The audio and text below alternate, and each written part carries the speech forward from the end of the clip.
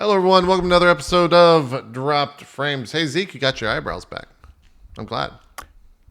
I did, yes. Yeah, they grow rather quickly. Don't they, though? Yeah, they do. What Yeah, episode are we on, by the way? 5118. 5118. All right, what were we going to say, Zeke?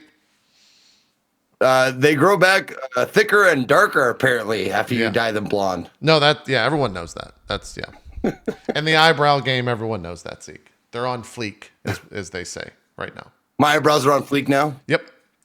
Can't confirm. As part of the fleek agency, they're on fleek right now. So, No, actually, if you really want to know, this is just for men. Oh. And I mixed up the bottle, and I have to actually go and wash it out probably now-ish. So what happens if you leave that too long? Does it just fall out? No, it just goes darker and darker and darker the longer you leave it in. Oh.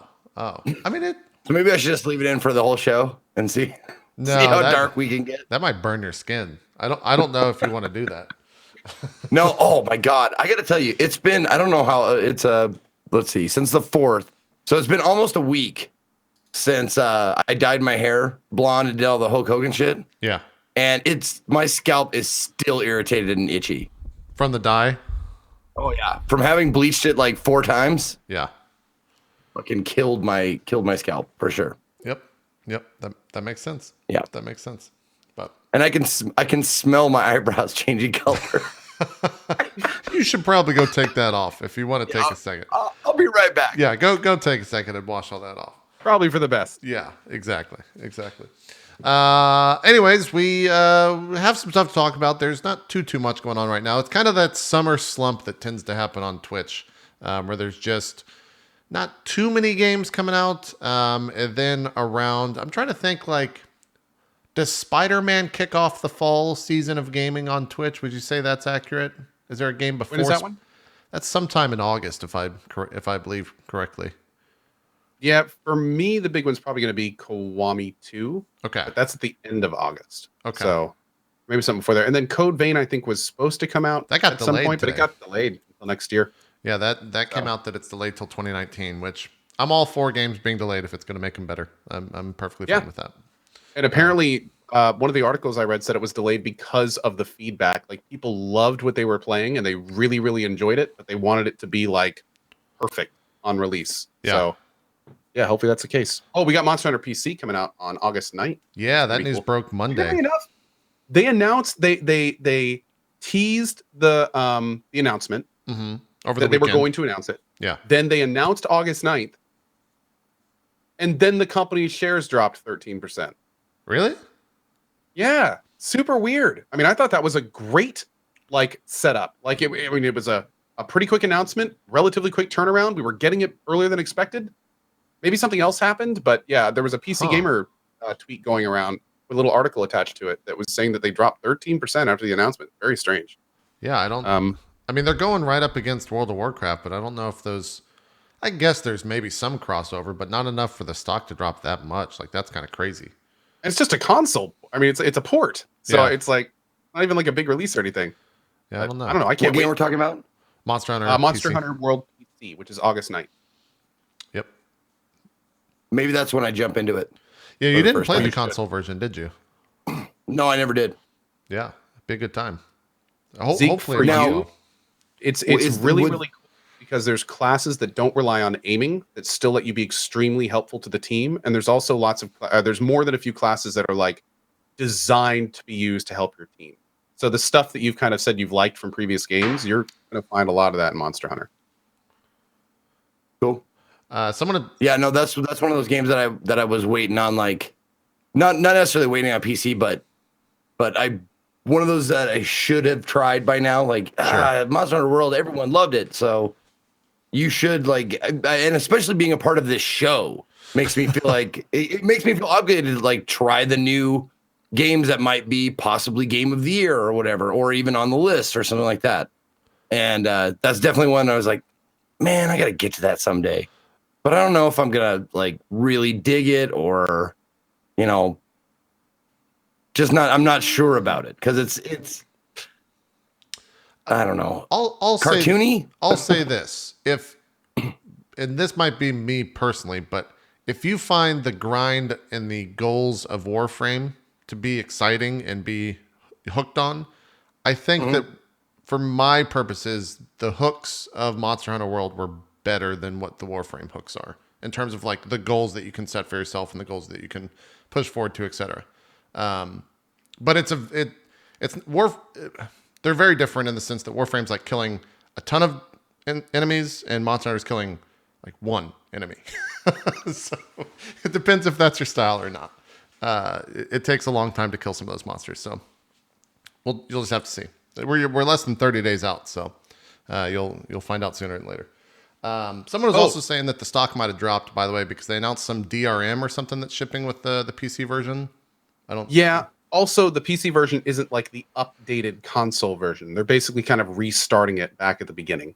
Really? So, they're not going to launch with all the DLC and stuff?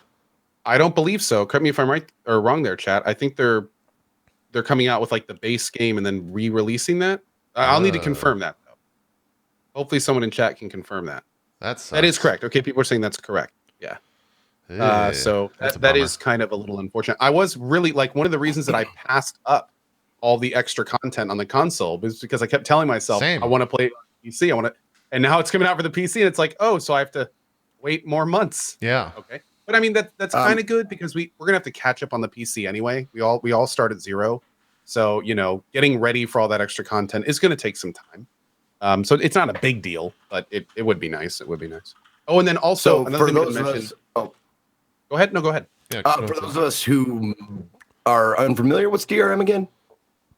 DRM is digital rights management. It's basically the stuff that is supposed to keep people from pirating games, but it very rarely actually does at the end of the day. Oh. And there's entire companies like GOG, my sponsor, that only carry non-DRM because basically these days it's considered like what's called bloatware.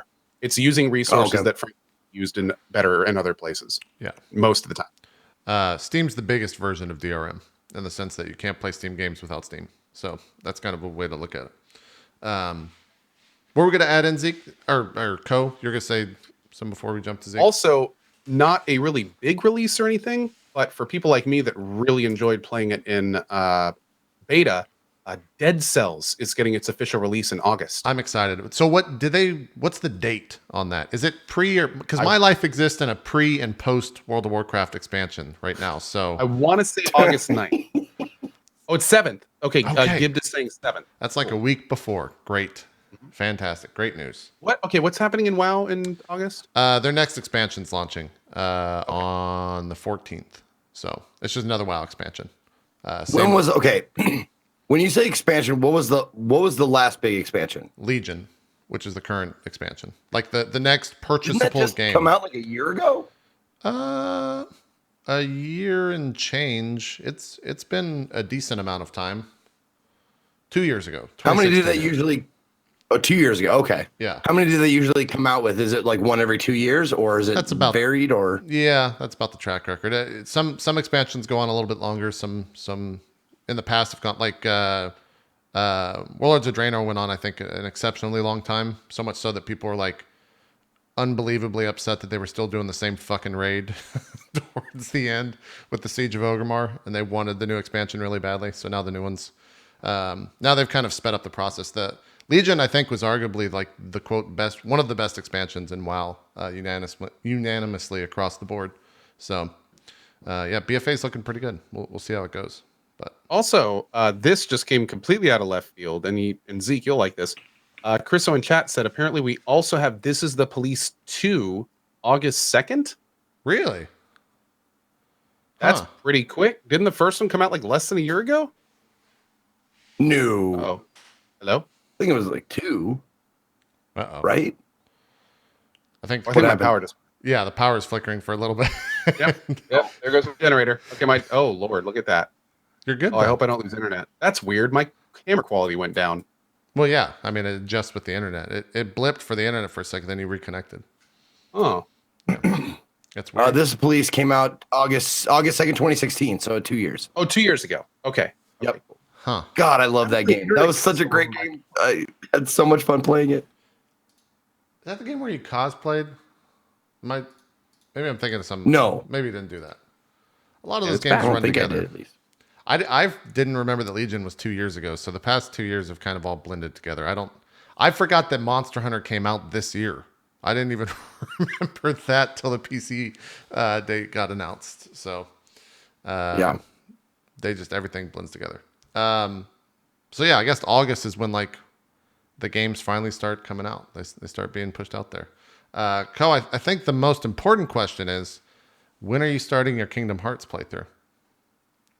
Oh, I don't know yet. I've got at least one reward day to do first. The first reward day is 2 hours of getting over it, 2 hours of Bocce, 2 hours of Life is Strange, and then we're finishing with 2 hours of Barbie's Dreamhouse.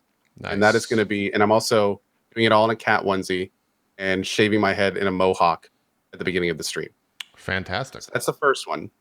And then we've got the second one, which is we're going to put up a big vote for people to vote on their favorite Pokemon games.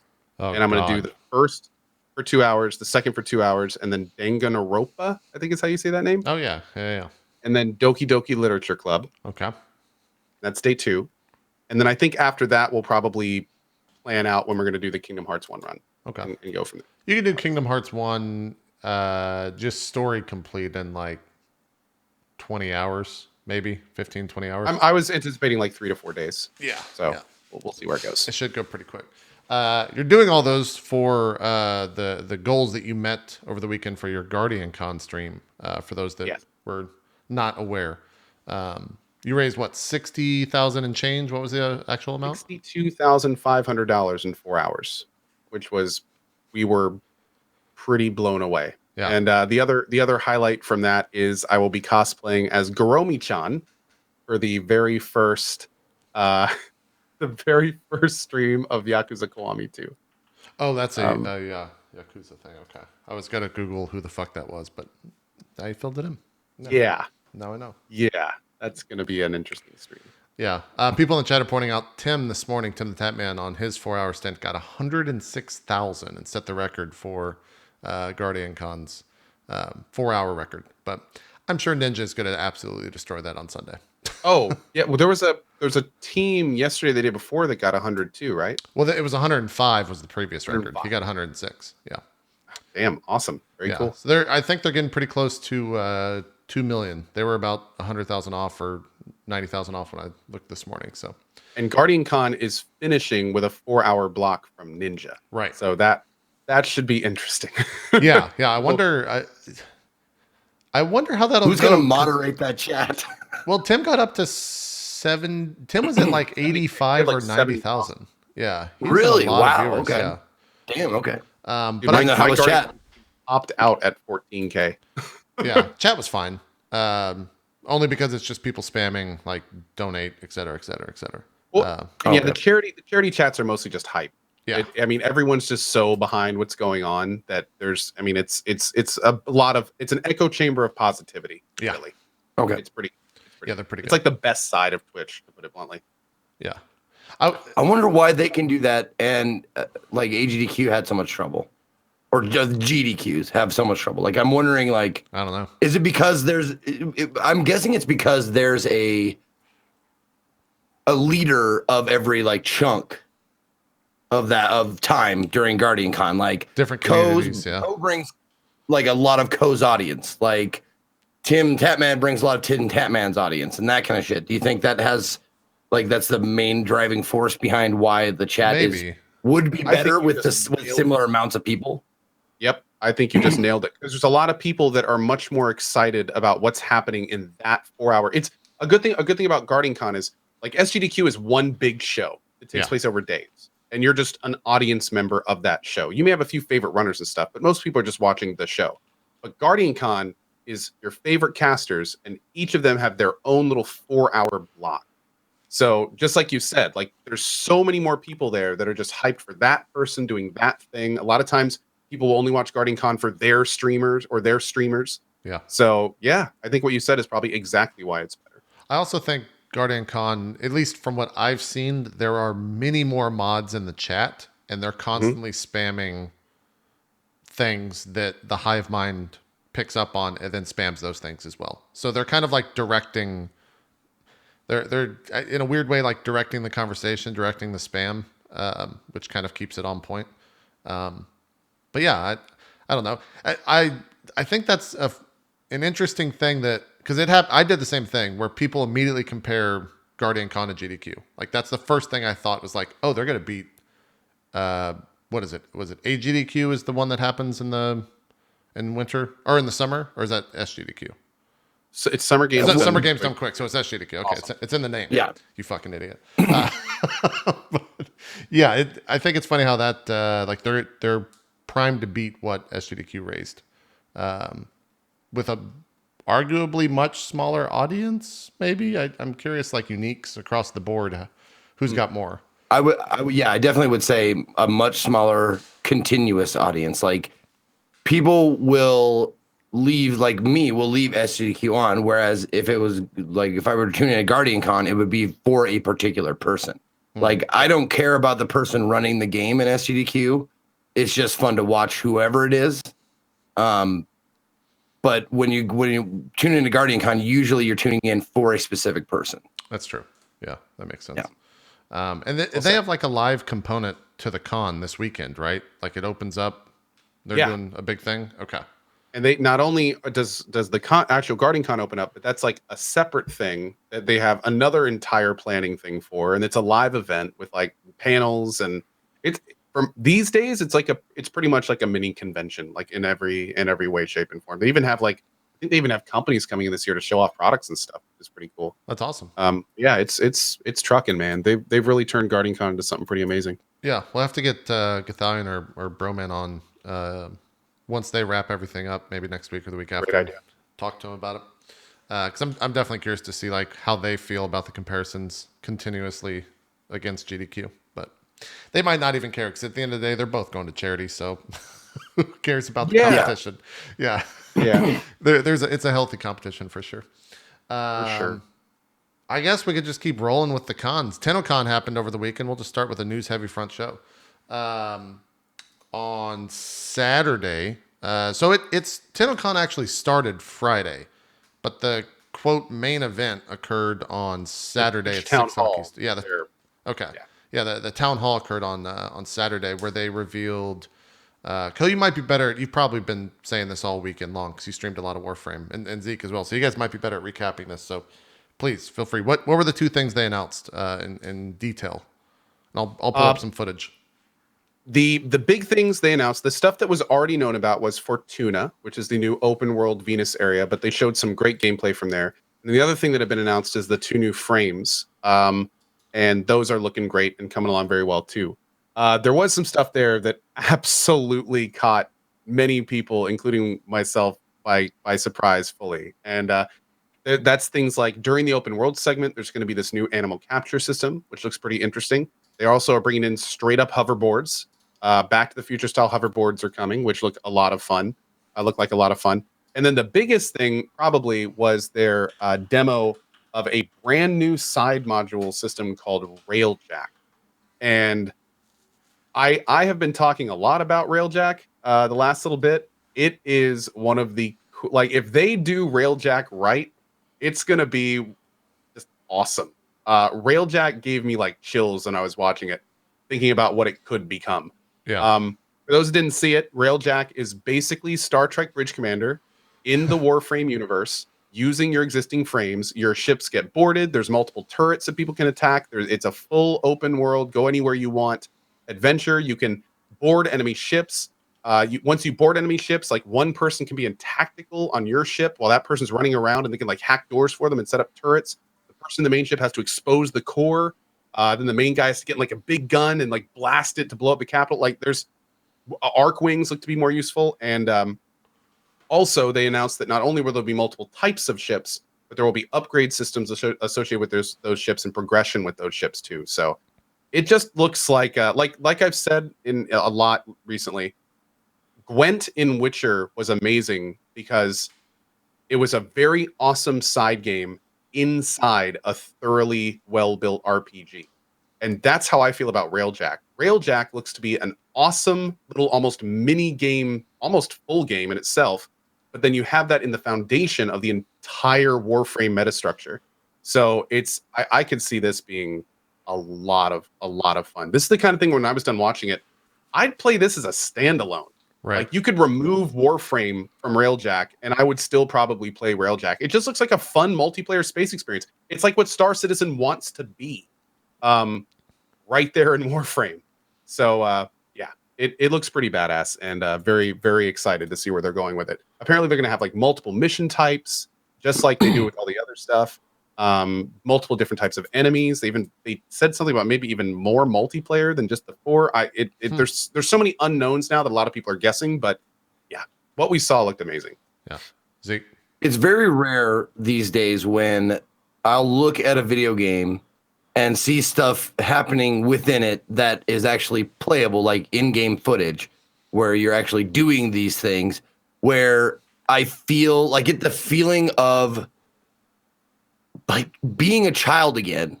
Like when you watch the Tenno like jump into the driver's seat of this huge ship.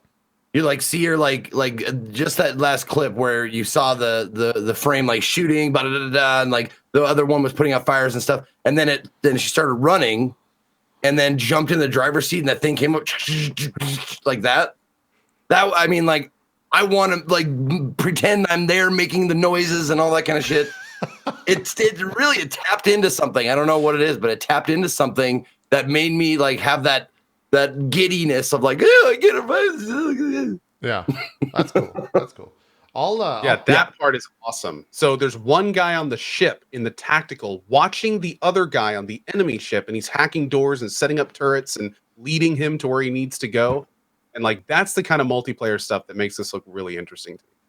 Especially if there's like cool layouts and there's wrong directions to go, and there's a real reason to do that kind of tactile teamwork kind of thing. Yeah. And also I gotta say, going like Zeke, I felt the same way when the person was standing at the very top of that rock on the planet, and then you just see the ship come down and they jump in, and I'm sitting there the whole time going, wait, where's the loading screen? Wait, we're actually leaving the planet. Wait, we're in space. What's going on? Like it just kept getting like better and better and better and better. It was in fact this is it right here. Yeah. Like they actually showed the splash logo for Fortuna. Like we're done. Like that's it. And then all of this stuff starts happening and they just like dropped it on us. Also a little bit of a cool side story here. 15 days before they showed this, they were going to scrap the entire Railjack demo. I saw that. Yeah. It was not finished, wasn't polished enough. They were having problems with it. And they 15 days earlier, they basically had to do a do or die. We're going to make this presentable in 15 days, or we are going to save it for another time. And sure enough, apparently like the whole team got together and they put in a lot of hours they weren't expecting. And they came up with what we saw at Railjack. And what we saw at Railjack was incredible. So kudos to them, man. That was good work. I wonder if we're going to find out like years later that there was a Steve Jobs type behind it, like going, I want the fucking computer to talk. The computer will talk, won't it? It's like, just like whipping the employees, like, get this fucking thing going. I don't know. Maybe. I think for me, I'm definitely excited for all this, but the first thing that crossed my mind in seeing it was like, will this be fun the 100th time? Because like this is there's Warframe's a grind game. What's the grind behind this? Is it going to be fun doing it the 100th time, etc.? So only time will tell with that stuff. I can't tell you if it will be until I get my hands on it. And it'll probably be a long time for that. Dude, you're exactly right. What's going to happen when there's only 3 mission types? Yeah. And you've done each mission type 3 times, and then it's like, are you done with it? Or are there going to be giant boss fights? Or are there going to be like really randomized mission parameters that make it interesting each time? Yep. I'm with you on that as well. It looks super fun, but we'll have to see longevity wise for sure. Yeah. I hate to say it, it didn't really work with Arcwing. The Arcwing system, you look at it the first few times, you play it the first few times. Arcwing is awesome the first few times you play it. But I've heard from almost every Warframe vet, it gets to a point where you're just like, it feels tacked on and I don't really do it anymore. I really hope they learn from that and they do whatever they need to do to make Railjack not that way, essentially. Yeah. Well, I got to say, like the Archwing, the thing that really appealed to me when I first played an Archwing mission, is the I'm sorry. Yeah, you want to get some water? You sound a little hoarse. No, I had something like caught in my throat. No, the first thing that appealed to me about the Archwing mission was the adaptable, like, or how easy it was to move around and look around in all three dimensions. You know, all three axes, I guess. And the maneuverability has been like the watchword for Warframe, like since forever. Right. But I think it's untapped potential. I think there's lots of shit you can do, like way more shit you could do with something that it feels good to play the Archwing. Maybe it gets repetitive and stuff, but that's just because there's not a variety of different things to do, at least not in my experience yet. Yeah. Have you gotten to Uranus yet in Warframe? Have you gone to that planet? Say it again. No. Have you gone to that planet? Come on. I've already 9-year-old me wants to laugh at that again. I know, so does chat. I spent all last night like on my broadcast going, all right, who wants to join me in Uranus? All right, let's jump in Uranus. Oh, God. And we're gonna shoot some stuff in Uranus. Like you've done it, man. You've done it already? Oh yeah, I've done a few of them. Yeah. Here's Here's the thing. This is as far as I am, and you both will know where I'm at. Okay. I just got done scanning the blue ghost thing so I could do Nata and then the second dream. Cool. That's where I'm at right now. I'm waiting to do those main story missions until I'm on a broadcast because I want to share that experience with the audience. The reason I ask is because the Archwing stuff is not necessarily the greatest thing in the game, but I didn't mind it when I was flying around in space. The second I went underwater, I got really aggravated really quickly because it was bad. I had a complete opposite reaction that I think you did because I just wanted to get the fuck out. I could not stand the water. They definitely should fix that where you have to like find an area to get up. You should be able to. I would love it if you could just seamlessly jump in the water. The Archwing would pop in, and then you'd fly out of the water, and the Archwing would go and just fly off of you. I'd be into that. Like I think that's something that they could. I mean, look what they've done. So I mean, they could definitely do that. Sure. Yeah. Like I'm not asking for something that's impossible. Yeah.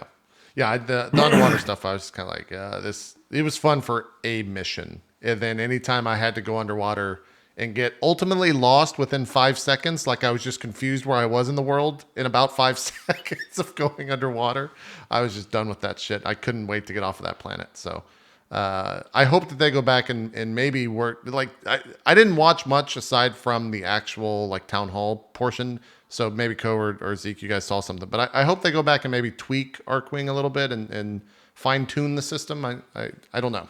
I would hope that they do. They haven't officially said anything about it, but there was Archwing presence in Railjack, and I am really hoping that because Railjack looks to be kind of a focus. I mean, they've obviously spent a lot of time, resources, and money on this. So I'm kind of hoping that maybe they'll revisit Archwings when they do the more Railjack stuff. Hopefully they'll kind of like it. It's kind of just, it seems to be well known in the community that they want Archwing to be better. So hopefully they will take this opportunity to, get some community feedback and do what they need to do to make it better. I personally really like the Archwing. I love using it in the planes. The flying I got stuff some is of those fine. little launcher things. Oh, dude, I love it, man. That's all I used to get around. But again, it drops like a wet paper towel if someone looks at you, and that's kind of a problem. So yeah.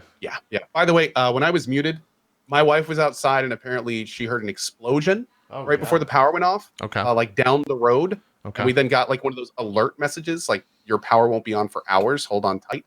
So we're gonna check the generator fuel, but I'm gonna have no power for hours. I haven't had power for like 20 minutes now, so we'll see how it goes. Jesus. Okay. All right. Well, if you need to dip and go buy gas before it starts getting crazy, before the apocalypse happens. That's what I'm gonna be able to do. Gotcha. Yeah. Thank you. Christ. Someone said they in the chat. Now I don't know. This is chat, so I'm not checking my facts here, but someone said JPN during the convention or during the announcements, they said they were doing an Archwing rework. Is that a true thing or not? Well, they've done like two. I don't know if it was explicitly said during Chat's fake news, maybe. I don't know 100% if they actually said that, but they've definitely done 2 like quote reworks of it already. Yes. Oh, Oh, they they said that said in so in interviews. Okay. Cool. All right. Great. Cool. Great. Well, that's good. That's good. Good to hear. Okay. And then we kind of glanced over it because I don't think it's necessarily the biggest thing for us, but for people that haven't played it and have a Switch, Warframe's coming to the Switch, which I think is a pretty cool thing. When I immediately saw that, my first thing was like, oh man, if they have crossplay, like that would be sick. And then it was immediately quashed, just smashed, absolutely destroyed. But everyone was like, no, they're not. There's no way they're gonna have crossplay on that stuff. So that was really sad to hear. But maybe I'm holding out for it. I think that would be a really cool thing. But it sucks that it probably. Oh, here we go. Someone actually tweeted Steve Sinclair. I was wondering, Steve, with all the weapons that buffs and passes and melee getting a rework, what do you and the team think about taking another look at Arcwing when you ship Railjack? I love Arcwing though, but I know there's still a few problems that stop others from enjoying it. Steve directly says, "Yep, 3.0." Oh. So yeah, it looks like they are looking to rework Arcwings. Cool. Great, awesome. Cool. Think of that. Yeah. So yeah, if you want to watch this full thing, is how long is this video? It's 32 minutes for kind of this demo for both. We didn't really show the other thing, which is like this planet open world type scenario on Venus, where it's really cold outside and you can capture animals and stuff like that. That was at the very beginning of this. But if you want to watch it, they have it up on their YouTube. If you want to watch the thing in full, pretty cool. Hoverboards also got announced. That was another thing that they showed off. Those look fun. Yeah, that looks really fun. Can't wait for that. Maybe we can try to show some of that in just a sec. I gotta scan the video. There it is. There's a little bit of what are they called? They had a specific name for it that wasn't hoverboards. That I forget. Maybe Chad will tell me. K drive. Yeah, K board. K drive. That's what it's called. Hopefully that stuff is customizable. I'm sure it will be. But yeah, that was TennoCon on Saturday. There was also really cool to see. There was a fuck ton of viewers for that. I think they got up to like 400,000 or 500,000 on the directory. Coupled with there was a bunch of sponsored streams for it, which is great. And then also the mainstream had like 400,000 or some shit like that. Crazy amounts of viewage. So what were we gonna say, Zeke? I was gonna say, like, just looking at the rocket snowboard thing, like, just like, that's just another thing that they could definitely add on to, because if you have one great thing going for you, that is like the thing in Warframe that it has going for it better than almost any game, probably any game I played, is the movability, or the Maneuverability. movement. Yeah. Maneuverability. So if they've mastered that, they can do so many things. The rocket snowboard, they can make the like courses, time attacks, trick exhibitions, like shit like that. They could so do that because they have that one specific thing really, really nailed down well. And I hope they do. Yeah. It's gonna be the X War Games. It's just gonna be a bunch of I would fucking do tricks. that'd be so much fun, man. Just have this place on Fortuna off in the distance. You crest over a mountain and it's just a giant half pipe. Giant perfect half pipe for your board. That'd be cool. Oh my lord. Someone in chat said that not only will your keyboard be customizable, but there will also be more tricks than we saw too. So nice. That's real cool. Love the ability to just spend more money. Just make things look X cool. frames. Yeah. There you go. X frames is much better than X games or X Warframe games, whatever the fuck I said. So how much have you guys spent so far? I mean, if you don't mind saying. I'm at some of this is from referrals, so I don't actually know. Like, I guess in my own money, I've spent dollars. $150, not that much, but I haven't used any of that. That plat is just sitting on my account because I haven't used it yet. So I'm not really in too deep. Co, where are you at? Or Zeke, I think you might have the most, actually, to be honest. Where are you at? Someone say something. I bought Go first. Okay. I'm on a little bit of a delay with this, so I'm sorry about that. No problem. I spent like 1,000. I got 1,000 platinum at the very beginning, because of that weirdness with the frame I selected not being the frame I got after the tutorial. And I just wanted to get that out of the way. And I thought I would spend a lot more, and I have spent a lot of plat, but it's almost all on cosmetics. And most of the plat I have, 90% of the plat I have now is from referrals. Mm-hmm. So yeah, I'm getting more plat than I can spend, really. Because I mean, the only thing I spend plat on really is rushing stuff every so often if I want to. But even that, I'm doing less and less now because I'm queuing up like a bunch of things to build, and it'll all just be ready for me when I need it. So if I need a new gun, I just go over to my foundry and I'll have a new one there, a secondary or a melee weapon. Because I just hit MR13 yesterday, about to get probably 14 pretty soon. So nice. But yeah, it's been great. It's been awesome. So did you What's say TennoCon? What? I Oh, don't know. TennoCon is the money costing skins, and I've spent That's about Steam. $60 on those. So do you open Warframe from Steam, Zeke, or do you open it from the Warframe launcher? The Warframe, the Steam app actually opens the Warframe launcher. Right, but you use Steam. Yeah. Okay. Yeah, I do, yes. The Steam stuff is the TennoCon stuff is like the $6 stuff that's made by the Oh, community. my ship. Maybe? Yeah. I don't Yeah, know no, what I ship you paid $5.99, not in platinum, Yeah, but in yeah, actual money, to the Steam store because I wanted the gold and the pink ship skin. Yeah. And best $6 I ever spent. Yeah. So where are you at, Zeke, in terms of money? How much have you dropped?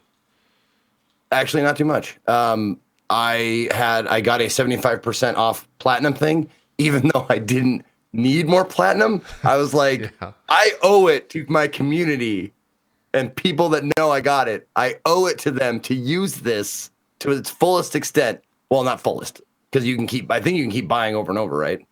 Can you use that 75% off for more than one purchase? Because I only use it for one purchase. I think it's one purchase. I think that's it. Oh, is it just one purchase? Okay. Yeah. So I used it and I spent the $50 to get $200 worth of platinum. Gotcha. And so I've spent $56, I think, in toto. It's not bad on this game. And I only see me doing more and more because I just got a 50% off platinum thing. And I'm like, I got 3 days to use it. So I'm like, I should use it probably because Yeah. I think that's maybe a lot of people were asking like why you spent so much on Path of Exile. I think in total it was like, if you count in like the giveaways, which is around 1,400 twice, I think I'm around like $4 or $5 grand in Path of Exile. Why I spent so much money in that compared to Warframe. Path of Exile is just expensive. Like wings in Path of Exile are like $30. They're like 30 or $40. They're fucking pricey. So that stuff is not that pricey in Warframe. And plus, I think it's also like frowned upon in Warframe to just buy everything. So, like the community will shun you if you just go and be like, I want to buy this weapon and that Warframe and all that stuff. Yeah, the reason why my finger is brown is because I didn't put gloves on to put my eyebrow color on. In case you were wondering, and it's not from the trip to Uranus last night. Yes. No, I like that Dan was talking about playing Warframe and trying to trigger chat by. Yes. What was he doing? Well, he was doing. What was he spending his plat on? Actually, I don't know what.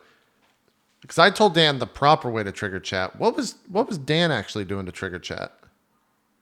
I don't remember what he was saying yesterday. I forgot.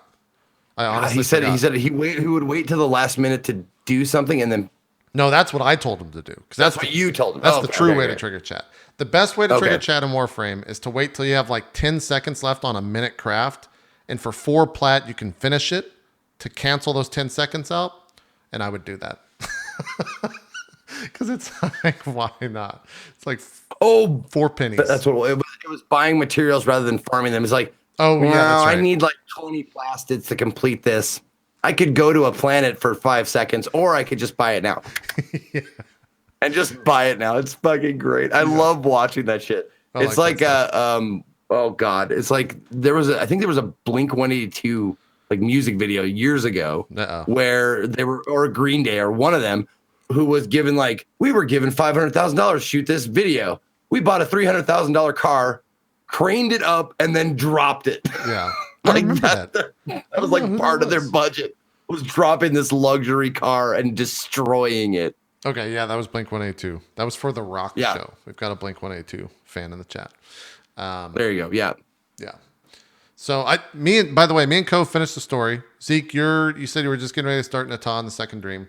I think after finishing the story, my interest in Warframe is now I will go back whenever there's an update, but I am not into like the endless grind of weapons and stuff. It just didn't hook me. And I don't know why, because usually I'm into that shit.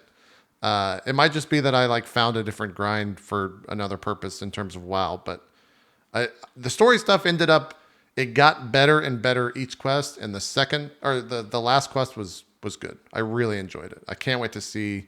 Did you happen to watch the final cutscene, by the way, during TennoCon, or the final trailer during TennoCon, Zeke, or did you close your stream when they showed that for the next story No, thing? once they started doing that, like I left it on, but I didn't look at it. So I heard bits and pieces, but I didn't get enough of it to put together what the story was. Okay.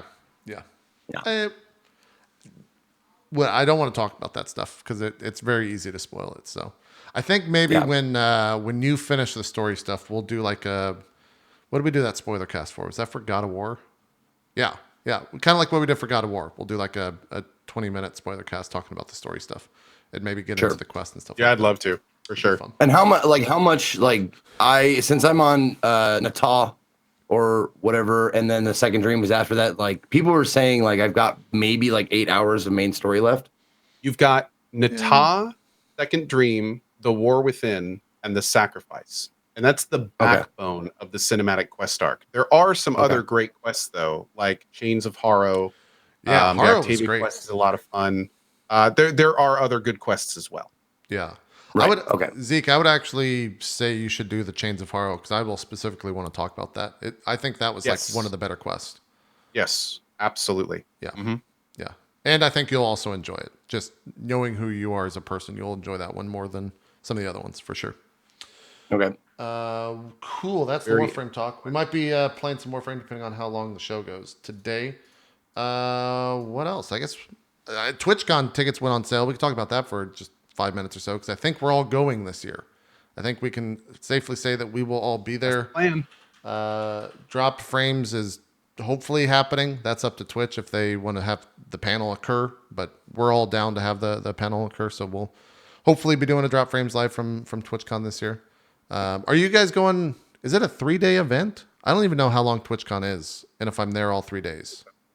Is it Friday, Saturday, Sunday? Are you guys going to go for the entire weekend, or are you going to dip out after a day? What's your schedule look like this far out? Oh, I'm there all the days. This is like my vacation. You know, this is the time where I'm not working. I'm there to have fun. Okay. That's it. I only schedule things that I'm really excited about. Like I'm not going to do probably nothing paid or sponsored. Nothing like that. It's just going to be an open schedule. If someone wants me to be on a panel with them, if I like it, I'll agree to it. But this is so much fun. Like for real. I'm so excited. What is fucking funny?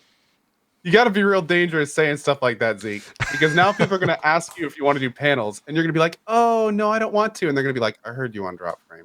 Okay. No, I said if I like it, I'll do it. If I don't, I won't. Yeah, I know. They're going to be like, "Oh, so people like my panel." Okay, that's cool. I guess we can still be. Yeah, no. If they say that, if they ask me like, do you not like my panel? I will tell them straight that I don't like them. Like your panel's a great idea. Your panel's a great idea. I think it's genius. In fact, I would love to be a part of it. Can you not be there? Jesus. Then I'll do it. Nice. Like, Bam. Nice. Bada boom. Nice. Yeah. Strong. No, that's the thing. I haven't even asked to be on any panels yet. Like only Drop Frame. Yeah. I submitted a couple panels. We'll see which ones get approved, which don't, etc. But yeah, those tickets went on sale. How do you guys feel about Red Dead coming out that same week? Are you worried about that at all? Are you going to play it when you get home? You going to try to get it early? Do you just not care? You both made the same exact face. Where you're just like, fuck Red Dead, that fucking piece of shit.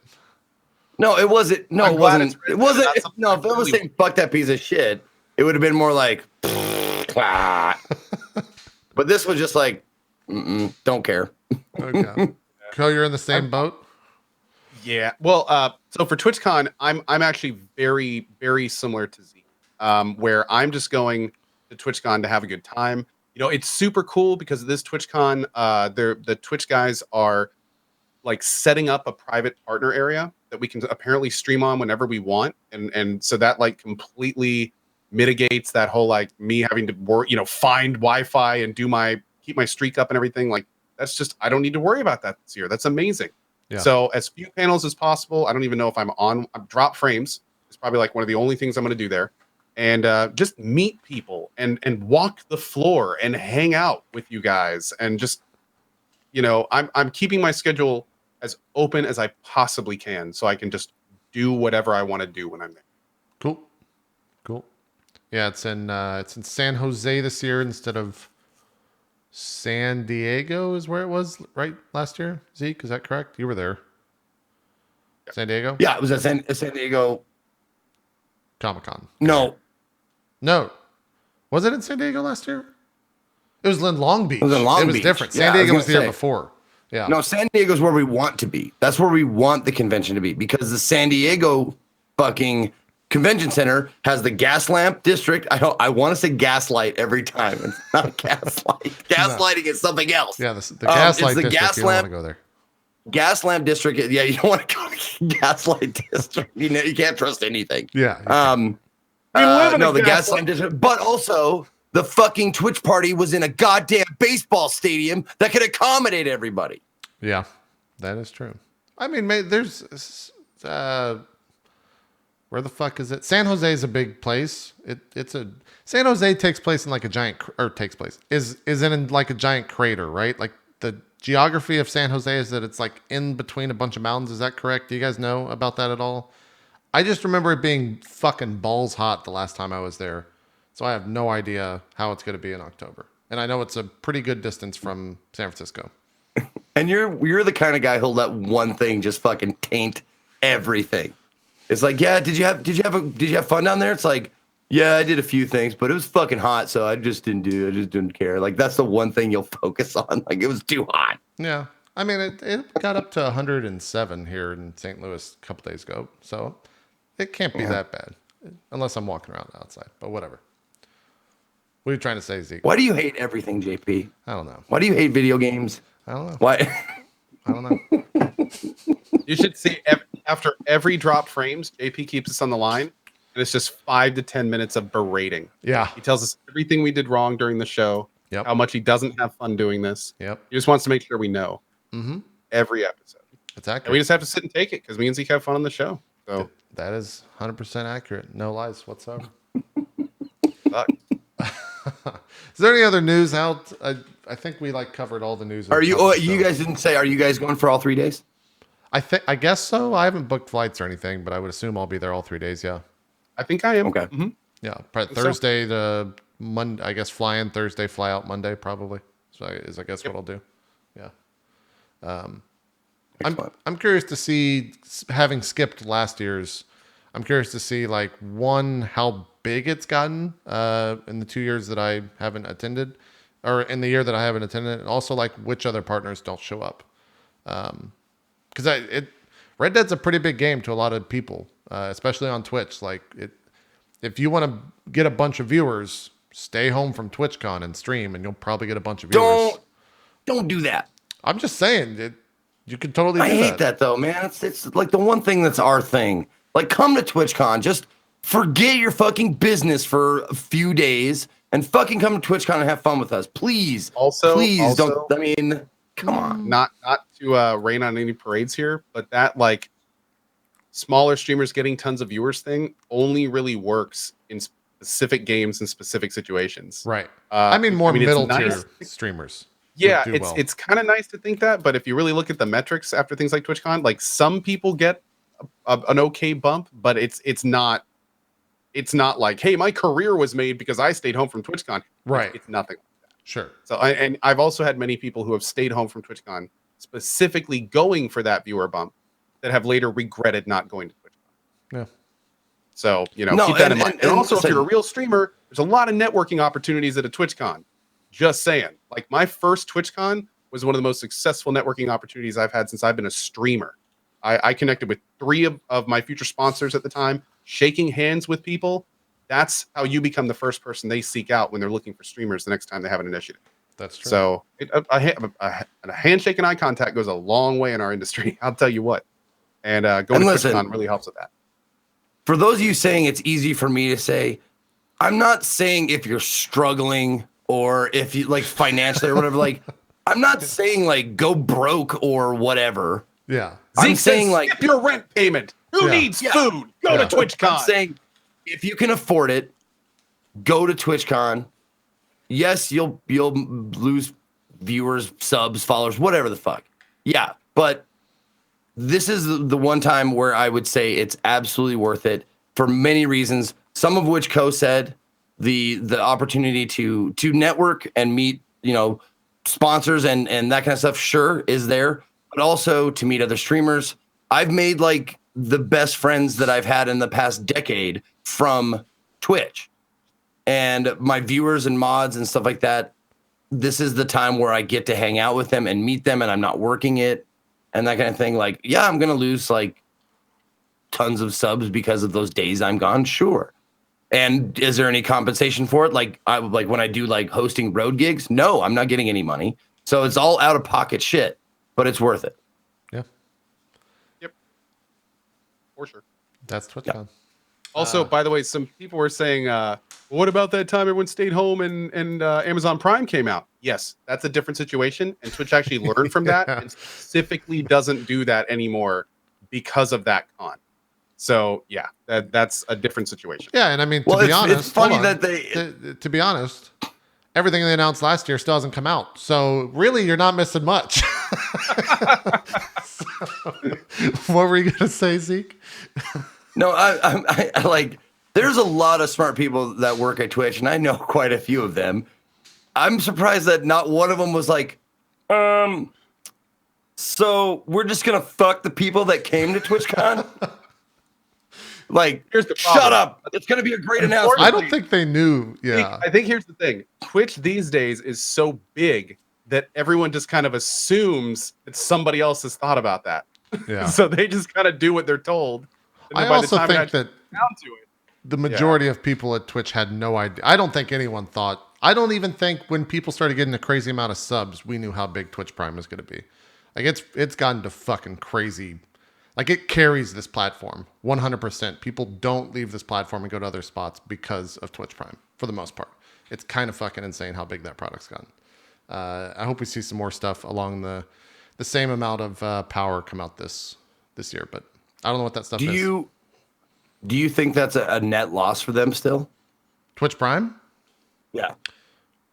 I mean, I think it's a net loss if you're talking strictly within the boundaries of the program, but I think everything outside, like I think Twitch as a whole has grown because of Twitch Prime. Like as a platform, it's grown, but who knows how much they actually like lose because of that in that sense from like the free Prime. I'm just wondering, like, if like all told, like, has Twitch Prime long term? Do you think it's gonna make them more money over the long run? Maybe. I don't know. That's one of the things that hopefully we'll get someone from Twitch and we can ask them that exact question at TwitchCon. That's at least the plan. So we'll see. So save that one, Zeke. Write it down and we'll ask someone. And you know what I keep forgetting?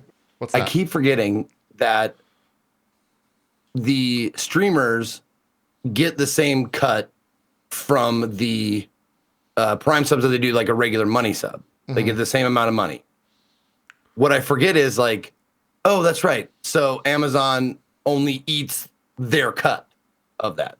I forget that like completely. The other thing you got to consider, Amazon Prime is $50 a year. So technically they're making $45 on every Twitch Prime sub. If you really think about it, like Amazon is the company that owns Twitch, right? So I'm sure they're doing all right. $120. It's 120. Maybe I was complete. That's how much I know about Amazon Prime. Yeah. So they're making a decent amount of money off that. Yeah. JP maths. I mean, it's just JP's a dumbass and didn't know what it is. It has nothing to do with math. I just didn't know how much Amazon Prime was. Okay. Let me ask people in the chat this. Has has Twitch Prime and what they offer, whether it be free subs, game stuff, like, you know, free game, whatever, bonuses, perks of being Twitch Prime, raise your hand in the chat if it has convinced you to get Amazon Prime. Don't you have to have Amazon Prime to get Twitch Prime? I'm seeing a lot of people say no. I'm probably seeing more no's than yeses.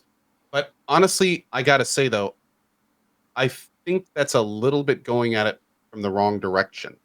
Because if I'm just wondering, like, if the offers that you get by being a Twitch Prime person has convinced anybody to get Amazon Prime in order to get all the Twitch stuff. You see what I'm saying? I think either I'm misunderstanding it or you are. You have to have Amazon Prime to be qualified for a free Twitch Prime sub. Yeah, I think what Zeke is saying. Looking at the stuff you get from Amazon Prime, and Twitch Prime, like both things, or excuse me, just looking at what you get from Twitch Prime, like the perks you get from being Twitch Prime, has that convinced anybody to get Amazon Prime in order to get Twitch Prime? You see what I'm saying now? Yeah. But here's the thing, though. Here's the thing. Amazon's reach is exponentially larger than Twitch. You walk down the street and ask somebody, hey, do you know what Amazon is? They're immediately going to know what Amazon is. Right. Probably 95% less for Twitch.tv. So when Amazon bought Twitch, I think a big motivator for Twitch Prime was getting more people from Amazon to learn about Twitch. Because they're basically just like giving them all this free stuff on Twitch. Like, hey, come participate on this site you've probably never heard of. So I think that's more right. No, I know I absolutely know the purpose of it. The Twitch Prime stuff was not for people who are already on Twitch. The Twitch Prime stuff was to convince people to come to Twitch. Bingo. Yep. Okay. Yeah. Cool. No, I knew that. I'm just wondering if it was enough to convince people who didn't have Amazon Prime to get it, that were already Twitch people. I gotcha. Good question. Yeah, it probably ultimately depends on how much shit you buy from Amazon and if you just want free shipping and all that crap. That's what it comes down to. Well, yeah, I mean, like if it was the tipping point, like saying like, I was thinking about getting Twitch Prime because I do get some stuff. I can't justify getting Amazon Prime because I don't get enough. But along with the stuff I get from Twitch Prime, since I'm a gamer, I get like free skins and, you know, blah, blah, blah, blah, blah, and a free Prime sub. Like that was the straw that I was like, all right, I'll get Amazon Prime now. Yeah. I have no data for this, but I would think that the majority of Twitch Prime users are kids who have someone in their family that has Amazon Prime and they linked it to that account and then got the free Prime from that sub. Just because of like you said, 95% of the people in the world would know what Amazon is, but no one would know what the fuck Twitch Prime is except for the kids of the family that, you know, play Fortnite or watch Twitch, etc. for whatever game they play. So that's probably where I would think most of those accounts get linked from. But yeah. And I just honestly, I sometimes I like just daydream about like, man, if everybody on Amazon that had Amazon Prime knew about my channel, and could just spend 5 seconds coming in there and just clicking that button, I'd be a millionaire 3 times, 10 times, 100 times over. If that happened, Ninja's channel would look like a small channel on Twitch. If every account on Amazon Prime came over and used their Twitch Prime, Ninja's channel would probably be a small time channel in terms of Twitch Prime subs. So they just got to get the word out there. They just got to push Twitch Prime more. At that point, the government would step in for money laundering. Right. What's going on this whole Twitch platform? How does this all work? Yeah. They started advertising. I don't know if you guys have seen it. When you order stuff from Amazon, the tape says Twitch on it now around the boxes. So they're starting to push it out there kind of on the Amazon platform, which is interesting. Pretty awesome, man. Yeah, it's pretty cool. Anyways, we haven't talked about... I'm wondering, like, do you think Ninja has the biggest 1099 ever, like, in the world? Because it's all private contracting. It's that's how you get it. Like, of course, it goes through his business, his company. Right. But I'm just saying, like, when they write the check from Amazon. It's like, here's your $10.99 at the end of the year. I don't know if it's the biggest ever. It's definitely the biggest Twitch has ever written. That's for sure. Well, sure. Yeah. I'm just wondering, like, what is the IRS go like? You guys fucking see this? Yeah. Right. Yeah. Yeah. I worry for the first time. It's probably already happened and we just don't know about it, but the IRS will eventually find someone and it'll be public on Twitch, and hopefully it all goes well. Hopefully your people are paying their quarterly taxes and all that shit. What a mess that'll be if they're not. Anyways, let's talk games. I know, Co, you've obviously been playing Warframe, but you've also touched on some other stuff like the Kingdom Come Deliverance DLC. I didn't realize that was still a game that existed and that they were still updating it. So what the fuck is going on in the DLC? Is it story-based? What is it? The Kingdom Come Deliverance DLC is called From the Ashes, and basically it takes place about mid in the game where there is a city that you basically kind of fight your way into and kill the leader of, called Pribyslavitz. And what the DLC is it's basically you going back and rebuilding it as a new town. So it starts with basically you going in and kind of like walking. Well, I guess it's kind of hard to talk about. It's not really spoilers, but I guess I'll talk about it briefly. You kind of walk through it at the beginning with a guy, and he talks about what it could be. And at that point, like you do some beginning starting quests. You go around the world and you get supplies locked down to supply to it. And then you basically start building. And it was a lot more fun than I thought. And I spent more time in it than I was planning to. And not only that, but Kingdom Come Deliverance as a game has come a long way since it was released. The combat has been made a lot more difficult and more meaningful. A lot of the bugs that I ran into the first time had been crushed. Some more QL improvements, a little bit more optimization. So overall, it was good to come back. In general, there are still some bugs and stuff. It's by no means perfect. In fact, if you keep watching, you'll see a pretty big one here in just a second. Okay. But go back to my horse. But yeah, so it's good. And what's kind of cool is the city building is pretty extensive. I did a lot of farming in my game, and I ended with like 30,000 extra groshans. I had spent all of that within the first 20% of the DLC, and I had a lot of money. So you'd probably need like a good 100K plus easily to think about doing all this deal. There's the guy I was looking for. Oh God.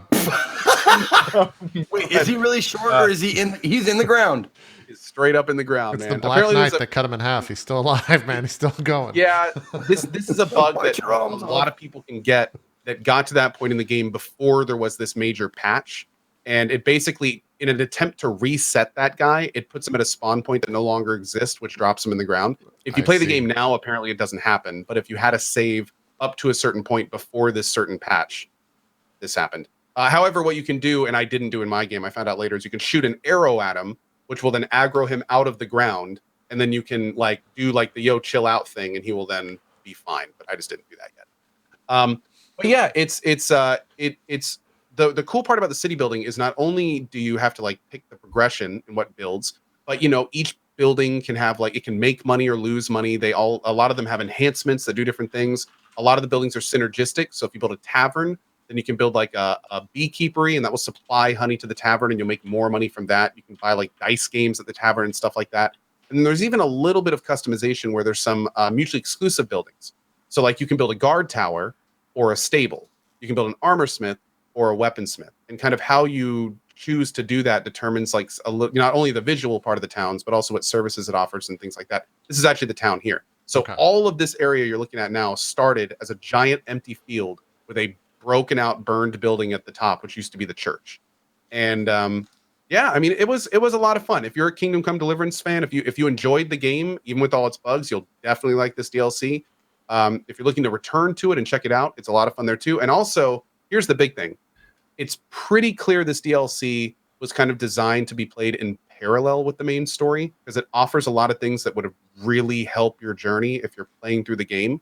So if you're thinking of trying the game, I definitely recommend making sure you have the DLC installed before you start playing. And that way all this kind of happens naturally in the game. It would have been a very cool kind of base of operations that I never had when I played through it the first time. And I put 70 hours into my first playthrough. So it's a really cool addition. And here's the logbook, for instance. You can see all the different like stats from the town, how much money it makes you every day in the bottom left, which is a huge benefit, by the way. This thing will just make you money once you put enough money into it. There's like the little And here's as you flip through, you can see all these are different buildings that have different negatives and benefits. Some of them have upgrades, some of them don't.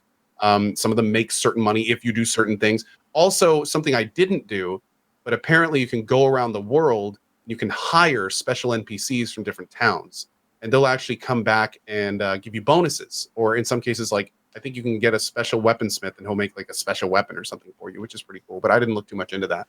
And yeah, it was a lot of fun. Also, the last little thing I'll talk about is that tree you can see right there. Yeah. What's pretty funny is you are the judge of the town. Oh, and so what God. happens is every so often you'll have like these little jury events where there'll be like two sides and they'll have to present you with their options. And then you have to like choose what people do. And I really don't want to spoil them because some of them are absolutely batshit insane. And some of them are just completely ridiculous. And some of the choices you have to make are just like, really? Like I have to choose one of these? That's and some of them actually have like ramifications on what happens in the city. So, or little town. So it's pretty cool. Pretty cool. I had a lot of fun with it. So it cost $10 and I got a good 12 to 15 hours out of it. did backers get this free or like, is this, how did that work? Do you know? I don't know for sure. But I do know this. This is one of the first DLCs in a relatively large roadmap. There are 2 more DLCs coming at least. There's a free tournament upgrade coming. There's a making of video coming. Like there is an actual roadmap for Kingdom Come Deliverance, and this is one of the first steps in it. So, yeah, pretty cool. Huh. Okay. All right. That's Kingdom Come Deliverance, and the DLC is From the Ashes, $9.99 on Steam if you want to grab it. And then there's another. So what is? Why did you go back to RimWorld? Is it out? What was that about? I saw you playing that. RimWorld is back with the 1.0 unstable update. So RimWorld, after years and years of being in development, the guy that makes it, his name is Tynan. He's an extremely awesome dude who's basically like man-moded this entire game. He has released the 1.0 unstable, which is getting almost daily patches. And this is kind of the culmination of the vision of this game from the beginning. And I have to say, as a RimWorld player who's played it pretty much since like the first time I could when it was first released, it has made so much progress from then to now. It is incredible. It has gone from like a buggy, unbalanced, semi-featured product to like this fully featured, now like involving an entire world, caravanning, quests are now in game. Oh wow. Tons of stuff to do. The entire research tree has been reworked. Like it is one of the most thorough little colony simulation games out there. And yeah, I played it the last 2 days. I'm playing it tomorrow morning, most likely. And it's just been a joy. So I kind of went back for the 1.0. It's not officially 1.0 yet. There is going to be like a big release, I think, later this year. And I got to admit, the only reason I would recommend playing the 1.0 unstable right now is if you don't mind losing your save game, because it updates like every day or two. And it says right there when you update, like it will probably break your save game at some point if you keep playing on it. But I just went back to kind of see what's changed and everything. And yeah, it's great. Like when I first started, you could build like a turret. Like that's what you could build. And it was a little turret with a gun. And then I go in today and it's like now you can build multi-barrel normal turrets. You can build these 4-block assault turrets, which apparently have like a howitzer on them. You can build sniper turrets that have precision sniper boring and like will shoot long range targets. There's tons more explosive traps and stuff now. There's now a whole world map you can travel around. You can fire people off in pods, different locations. Like it's so much bigger in scope than it ever was back when I played it in the past. And yeah, it's just been awesome to play it again. This is such a good game. I can't recommend this game more to people. If you jump into this game, you have no fucking idea what you're doing. Is there a good tutorial? There's a tutorial now. Okay. There is a full tutorial now. There's actually a button on the main screen, and it like lights up buttons for you to click on and tells you why to click on them. And like I haven't done the tutorial myself, and I probably should, to be honest. Maybe I will actually to see what it's like. But yeah, there's a full tutorial now, and I've heard it's good. All right. Hey, that person's name is Sora. You know who's also named Sora? Probably someone in chat. Okay. No, we did it last week. That's why I wanted to get out last week. That's why I asked for the whole explanation, the whole thing. I don't know what you're talking about, Zeke. I honestly don't know. I don't know. Is that a Kingdom Hearts character? Yeah, it's the Okay. main Kingdom Hearts character. Yeah. Oh, okay. Now, yeah. Yes and okay. So RimWorld is a game that so many people love and so many people play for hours and hours and hours. It's one of the time sink games. You said you can't recommend it enough to people. Can you recommend it enough to me? no. Uh-oh. No. I like it. It's not a game. No. The thing I'll say, the thing about this game is it is you can pause it, but even with the pausing, like I get so lost in this game, it becomes really hard to interact with chat. You just kind of get completely sucked into it. The combat can be really fun, really entertaining, but if you don't know what you're doing, it can be really frustrating, especially at the beginning. It's a game that needs a lot of attention and a lot of long-term thinking, and it's not really turn-based, which is why I wouldn't say it. I'd say, of course, realistically, absolutely give it a try, and you might really like it. Is he frozen? I think he froze for a second there. I was pretty Okay, sure I thought he was just there. really listening intently for a minute there. I heard a dog bark, and then I think that's when he froze. So I'm not sure what happened. You break Zeke Booker. But That might have been my dog. let's just rotate him here real quick. We'll have Yeah. him. He's really interested in what we're talking about right now. Right. There we go. Yeah, look, he's super into it. He just you're on generator, Zeke's on. Who knows what had just happened in Montana? It might not even It exist probably blew anymore. up like here. Anyone else in Montana in the chat? Are you guys still okay? Is Far Cry 5 finally happening? Is Montana still there? Is it still okay? The culture taking over. Oh God, it's happening. I'm waiting for a text or for him to rejoin. I'm not sure. Yes. Okay. We're gonna need someone to take a picture of this right here and tweet it at Zeke in emote form. 2856-112. This right here is Zeke. Cool story, bro. Oh, he's back. There he is. Okay, great. We're back. Hey, buddy. Did There you you hear go. any of that, or did you just like disconnect and come back? No, the funny thing is, like, I was like, can you recommend RimWorld enough to me? No. Nice. Nice. Everything just went. Nice. Yeah, no, my internet went down. It's probably going to go down again, just to let you know, because I'm getting that little yellow caution guy. Uh-oh. Here you go, Zeke. The TLDR, from what I was saying, it's a really great game, but it requires a huge amount of focus. And you have specifically said many times on previous games that you love turn-based games because you can really interact with chat and really play the game. And what the point I'm trying to make with it is that RimWorld takes a lot of focus and you can pause it. But I have found personally that when you do that, a lot of times you'll lose pace and you'll lose your place and what you were doing and stuff. And it almost gets to the point where, like, I just get so focus mode that I will just stop looking at chat for like minutes at a time, unintentionally. Huh. That's the only thing Okay. that I think might bug you a little bit. But here's the thing. Full tutorial, amazing game. Give it a try. Like, throw it in an indie Sunday, dude. RimWorld is the definition of an indie game.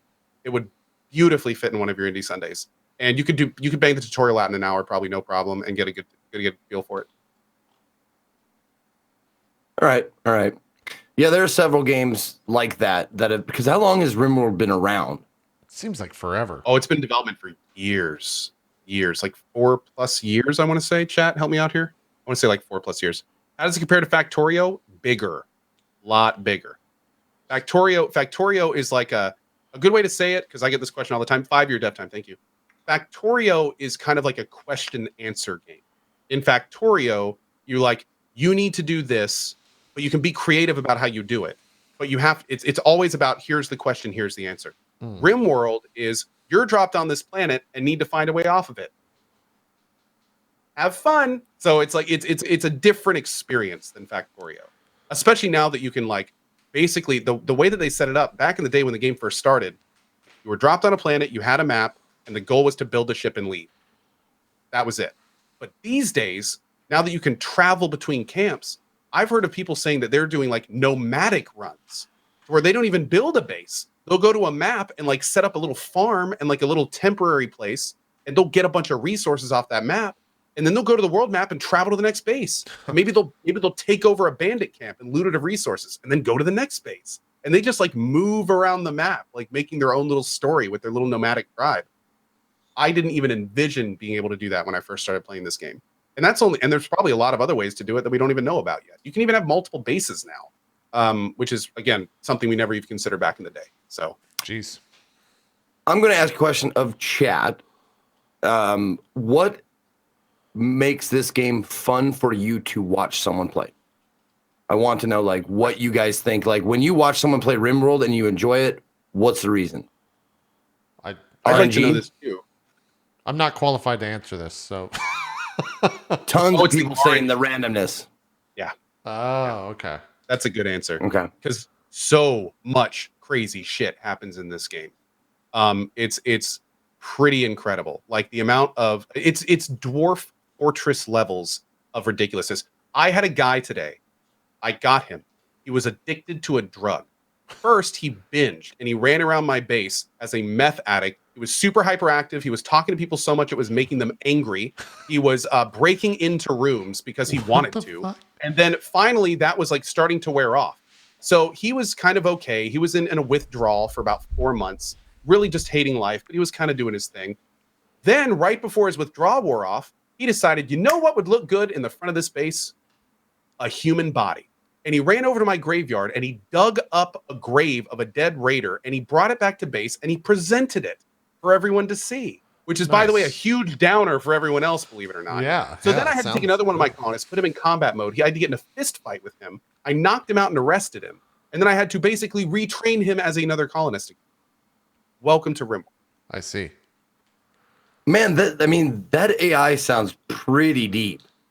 It's incredibly deep. Every time you make a piece of art, which is something you can do in the game randomly takes an event that's previously happened in the game, adds random flavor text, and then puts that in the description of the art piece.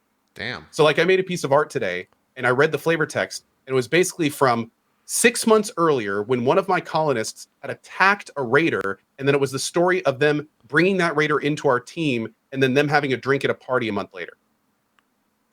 And that was like all in the description of this art piece that randomly was made by another one of my colonists.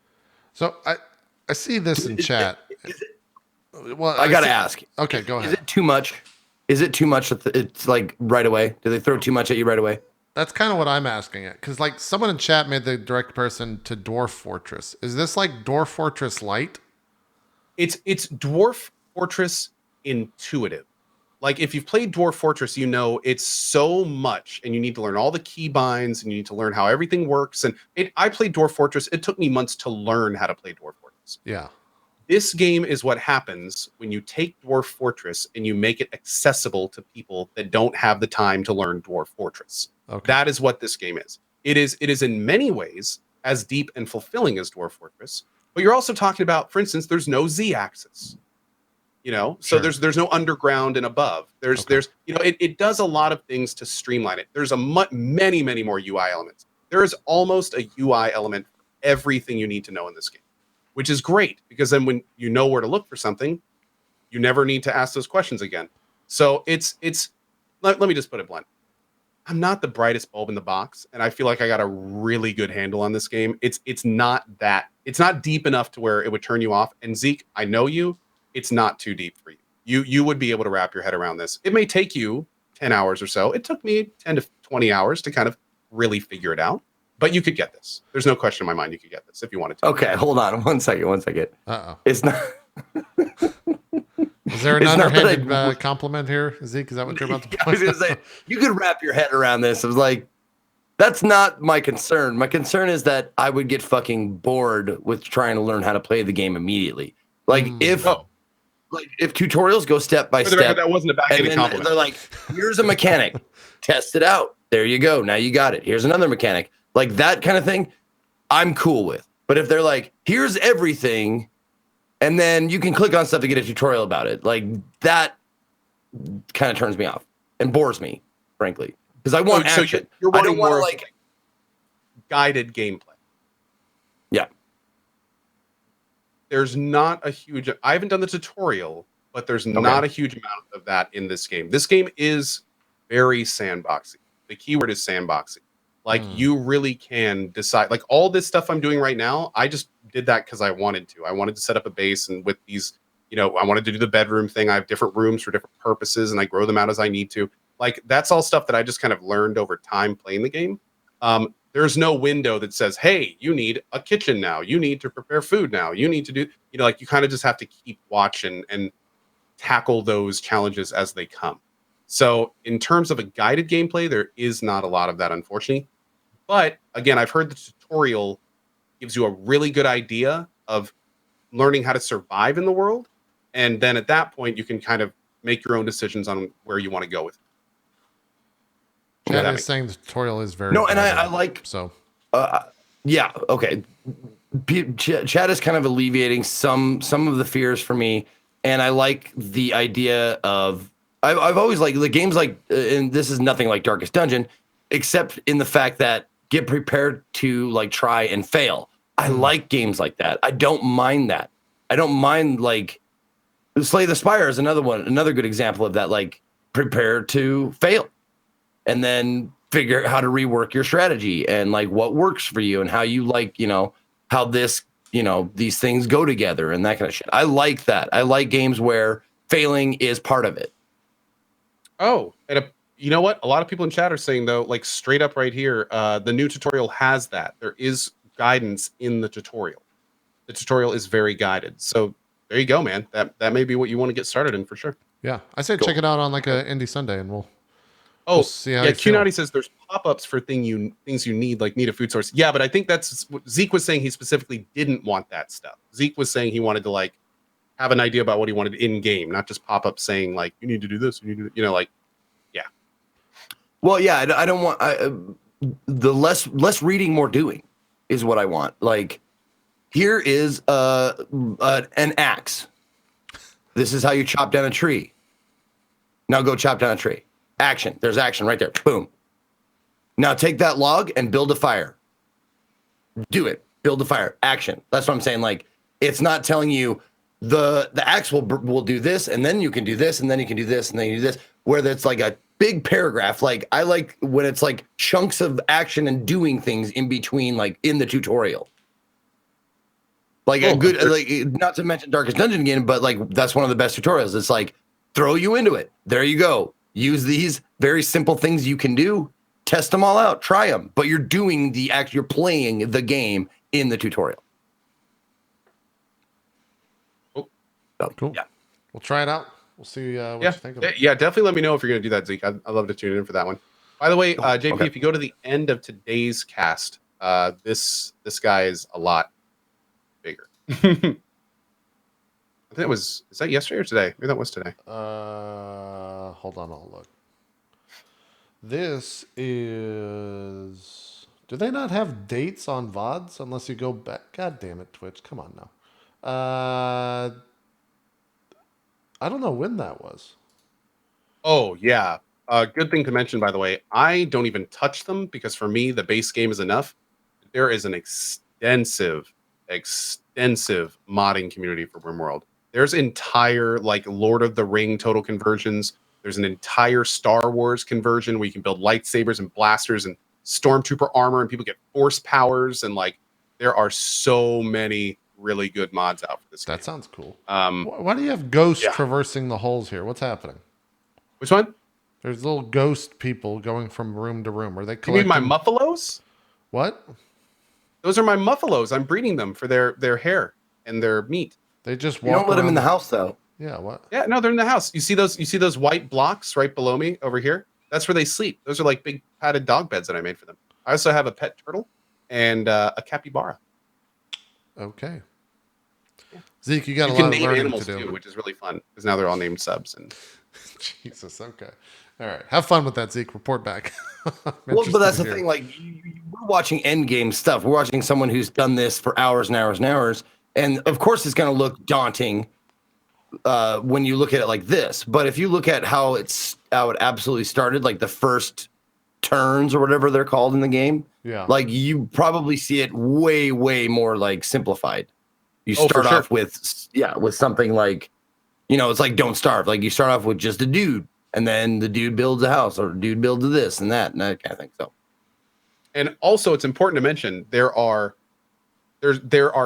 thousands of different ways to play this game. What you're seeing me do right here, I'm doing large room, segmented, in a mountain. Like I'm doing a lot of like keyword kind of things in this base build. there are so many different ways people do it. Some people make like a big barracks with lots of beds in one room. Some people don't separate their crafting stuff. Some people build all their stuff outside because there's benefits to doing that and putting it under roofing. There's so many different ways you can do it. There's very rarely a right way. There's just your way. And, you can kind of once you kind of get a feel for the game enough, you can really kind of choose what you want that to be. Cool. All right. Well, that's RimWorld. How much is RimWorld? What does it cost? $30. Okay. $30 and worth every single penny. Cool.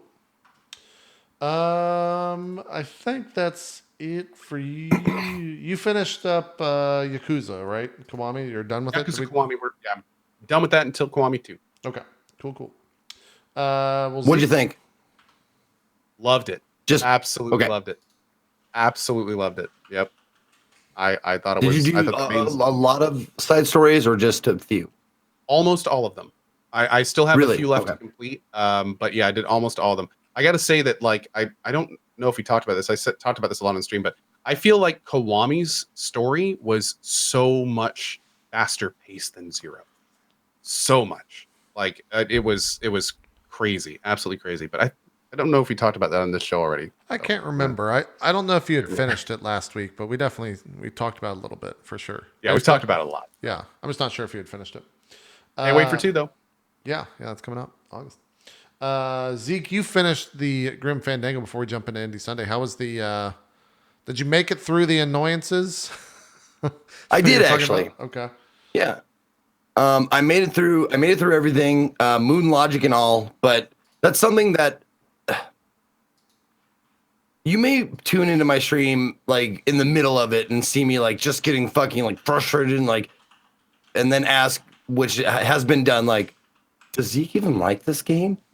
Like that's part of it. That's part of like it's the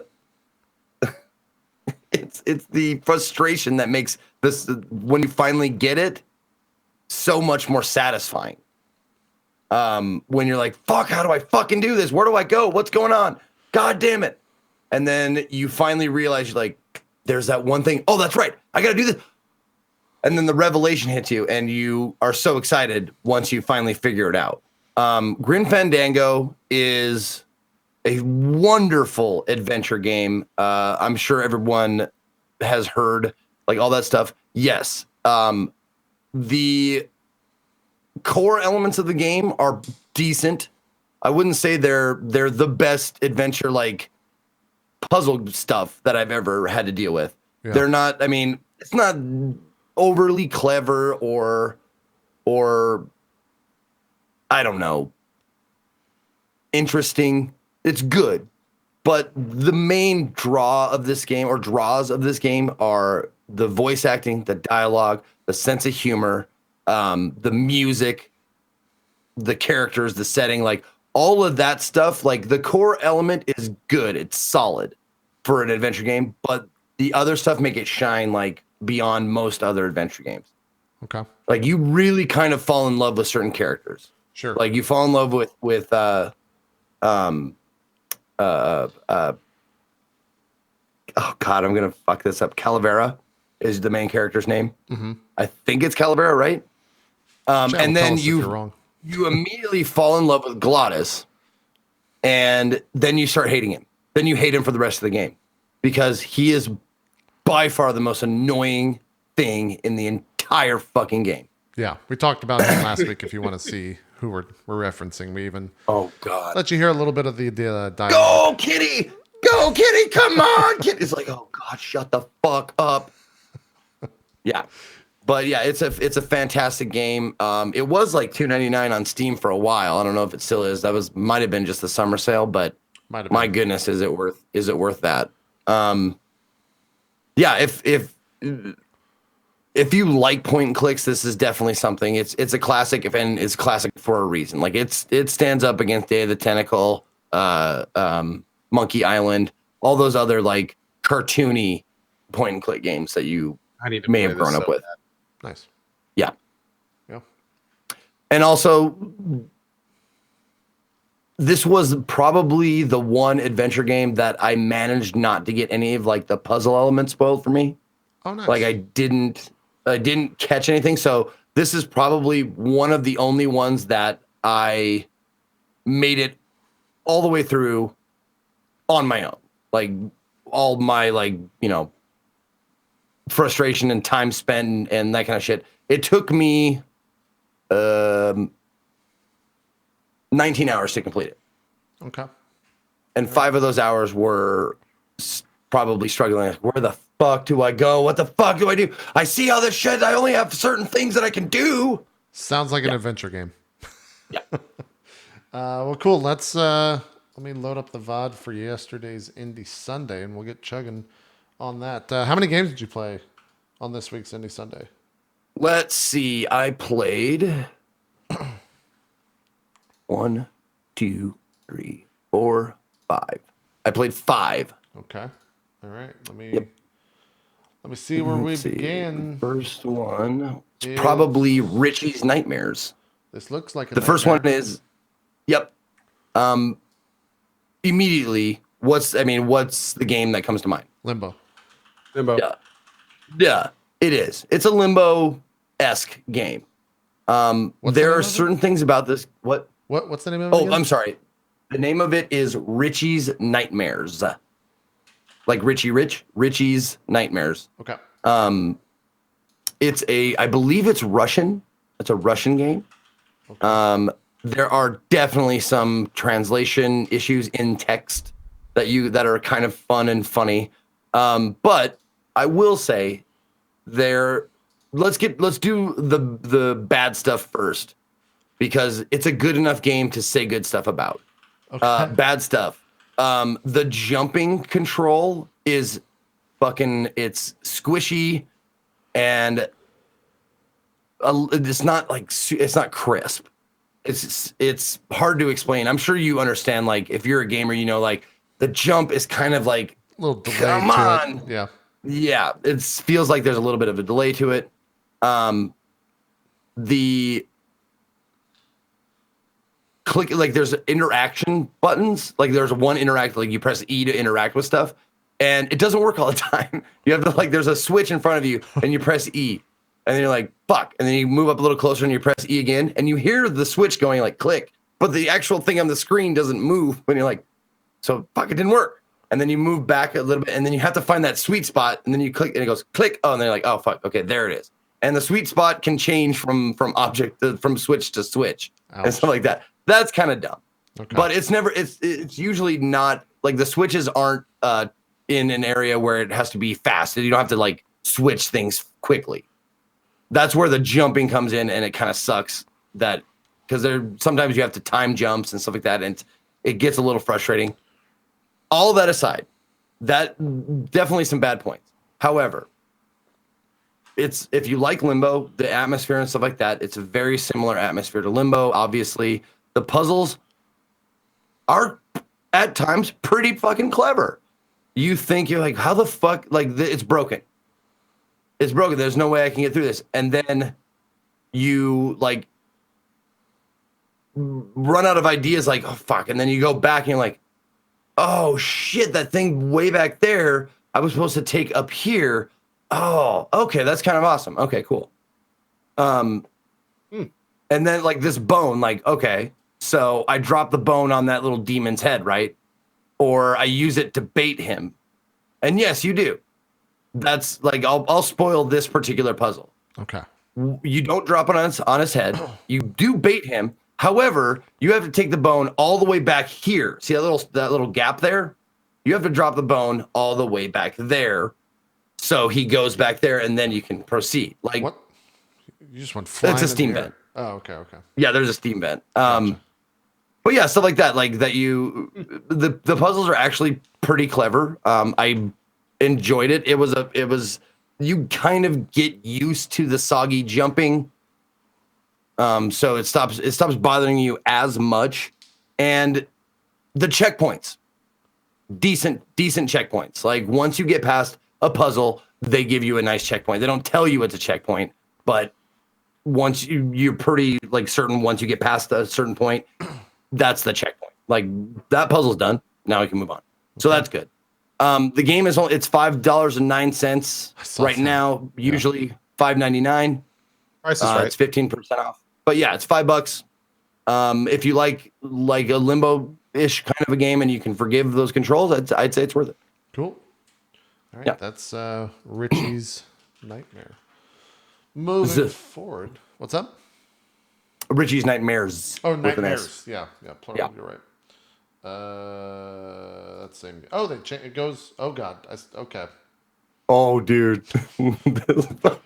What is this monstrosity that we are witnessing here, Zeke? Please. Oh my God. This game is called Vein Hotel, and it's vein like a vein. Vein. Vein Hotel. Okay. I want to say I'm not sure. I didn't really get the characters. I want to say it's Chinese, but I'm not sure. Looks like kanji on the walls.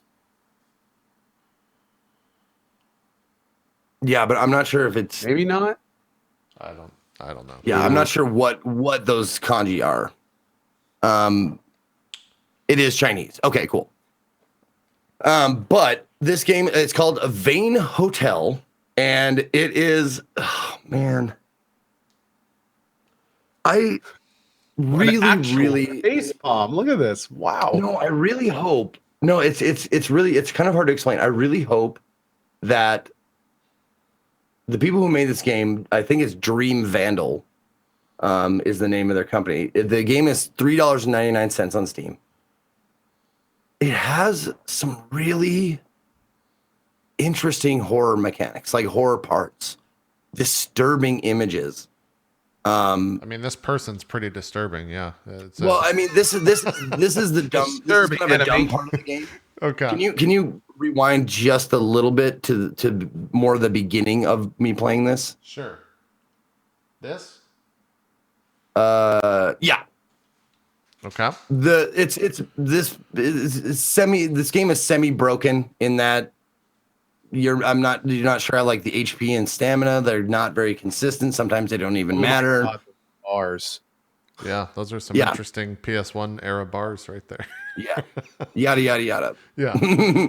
But the way that it's put together, it like flashes cuts of different scenes, and sometimes like you're walking around this hotel and there will be like, I don't know, it's just cool horror elements where everything changes. Like now you'll see like everything's like the whole room is like flipped on its side. Yeah. For no reason. It's just like you're walking along and the thing goes and it's now it's on the side. And then God, I only played it for an hour and I beat it. Like it's only an hour long game. Definitely has English funniness, translation stuff. But would I recommend it for $3.99? Was it, what did I say, $3.99 or $2.99? You said it was cheap. I don't remember. $3.99. It's $4. Would I recommend it? No. Okay. But I will say I hope the potential, whoever made this, like the actual story-ish elements of it, pretty fucking good for a horror game, like disturbing and kind of makes you feel queasy. Like there's a story of like being bullied in school and how it has like affected this guy's psyche for, you know, his entire life until his adulthood and shit like that. It's kind of, you kind of piece it together, but the game sucks. Like the game itself is fucking terrible. The game. You know Hmm. what? I wouldn't buy a game from this guy or this team, but I would watch a movie from them because I bet the movie would be fucking horrifying. Okay. All right. And suspenseful and disturbing and strange. But the game is terrible. I see. Okay. Vein Hotel, $4 if you want to grab it. Let me get the overlay off the stream. Let's move along. Oh God. This is the end of it. Okay. All right. Little spoiler. Ooh, what is this? Now this game is actually a sequel. It's called Demons Rise, Lords of Chaos. Now Demons Rise, they had a previous game called Demons Rise something else. But this is like the second iteration of their game. Okay. Hold on one second. Let me see. By Wavelight Games. Demon's Rise War for the Deep was the first game. This is like, I don't know if it's a sequel or not because I didn't really check out the first game. But this game came out April 24th of this year. It is a very fun, like once we get to like... Yeah, there we go. Sorry, there trying we to go. find gameplay. Very fun turn-based grid fantasy strategy game where cover matters, and they have, I want to say like a dozen different, maybe a dozen or more different like playable characters that you form a team of 6. And my team was Beauty and the Beast. So I had a giant frogman, a big troll, cave troll, and an ogre.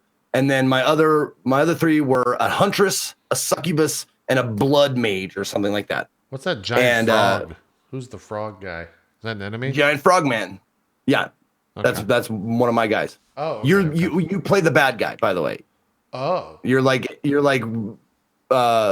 hired by an evil wizard to take your team out and destroy the kingdom like of good guys, nice. which is fun. But yeah, it's basic turn-based. It's fun, easy to learn. The first few missions are pretty simple. Good for understanding how the basic mechanics works. This is one of those games where you jump right in and they give you like 3 things that each character can do. And then once you get a hang of that, they're like, okay, good job on that battle. Next battle, you have 4 things these characters can do. And then so on and so forth. And you learn how action points work, and that you can cast spells. You can do like, everybody has certain abilities. There is a ton of items in the game that you can buy with gold, like give them armor and weapons and all kinds of different stuff. I only played it for an hour and a half, I think. Oh no, excuse me. This is a game I played for 2 hours, and I really, really enjoyed it. Huh. Yeah, it's like a simplified fantasy XCOM kind of thing. Yeah, it's a blast. It's $7, totally fucking worth $7. Yeah, it's got very Is it positive just like reviews too. combat simulator, or is there like any story or world to explore? Oh, Anything there's like that? Or is story. it just like there is? Yeah, there's story. It's not like Amazing. it's like a dungeon master like story is like, you are set here and then you do this and then you do that. Now the real game. Here you go. I see. And is the story actual is real all game? text Is it all combat, or is there any like exploring and running around a world or anything like that? No, it's all this. It's like All XCOM. combat. Yeah. Pretty much at least for the 2 hours that I played, that's all it was. But Yeah. man, it was good. And you can make it go fast. Like they have speed controls in the game, which is really super important once you figure shit out, because you want it to go fast. You're like, wow, it goes slow. Oh, I can speed it up to 3 times. So like you click your action, you see your ogre go over there like and then the next person comes in and that kind of shit. But totally worth $7. I would totally recommend it. Chat said this was made by one guy. He stopped by your chat, apparently. He did actually. Yeah, the Wavelight Games popped in the chat and said, "Hey, thanks for playing my game." He's like, "Oh, dude, I love it. I'm having a great time." Nice. That was cool. Good for him.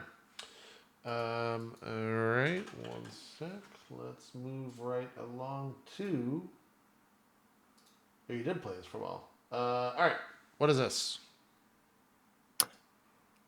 This is a game that I normally wouldn't have included on Indie Sunday because I usually do newer games, like within the past 6 months or whatever. Yeah. But this game is due to actually fully release. It's still in early access. Due to fully release soonish. It's called Crosscode, and it's been on Steam. It says since May 15th, 2015. So it's been on Steam for 3 years in early access, and it's due to finally come out. I guess soon. Crosscode is an action RPG game that has a story that I didn't really even give a shit about. Okay. Yeah, I didn't even like when it started. It was about you're this fucking like robot person or whatever, and you have lost your memory, and they're trying to give you back your memory, and they give you these little upgrades from time to time. Blah blah blah blah. Don't care. Kingdom Hearts story. The Go ahead. action, once I was like, fucking goddamn, I really don't care. Then I got to the action of the game, the actual, gameplay. Yeah. It's really good. It's a lot of fucking fun. The mob fights, the boss fights, they give you a projectile weapon and a melee weapon. They give you little puzzles to figure out. The puzzles are actually pretty fucking clever. They're like very Zelda-like puzzles where you throw your balls. They call them balls. Like you throw your balls out, Great. and your balls hit these things, and then like you have to bank them off this like you have to figure out how to like, oh, you bank it here, and then it goes there, and then it goes there, and then it turns a switch and that kind of stuff. Very like, yeah, room to room Zelda-ish kind of puzzles. But it's really like the action is really fast paced. You move around really quickly. You can choose like how you want to do it. You can do the range attack or melee attack. Melee attack is definitely better for me. And that part about it is super good. Really fluid, really fun. The music is actually also very, very good. And you see, like as you can see, like you're going like super fast, and combat, it's a little crazy. yeah.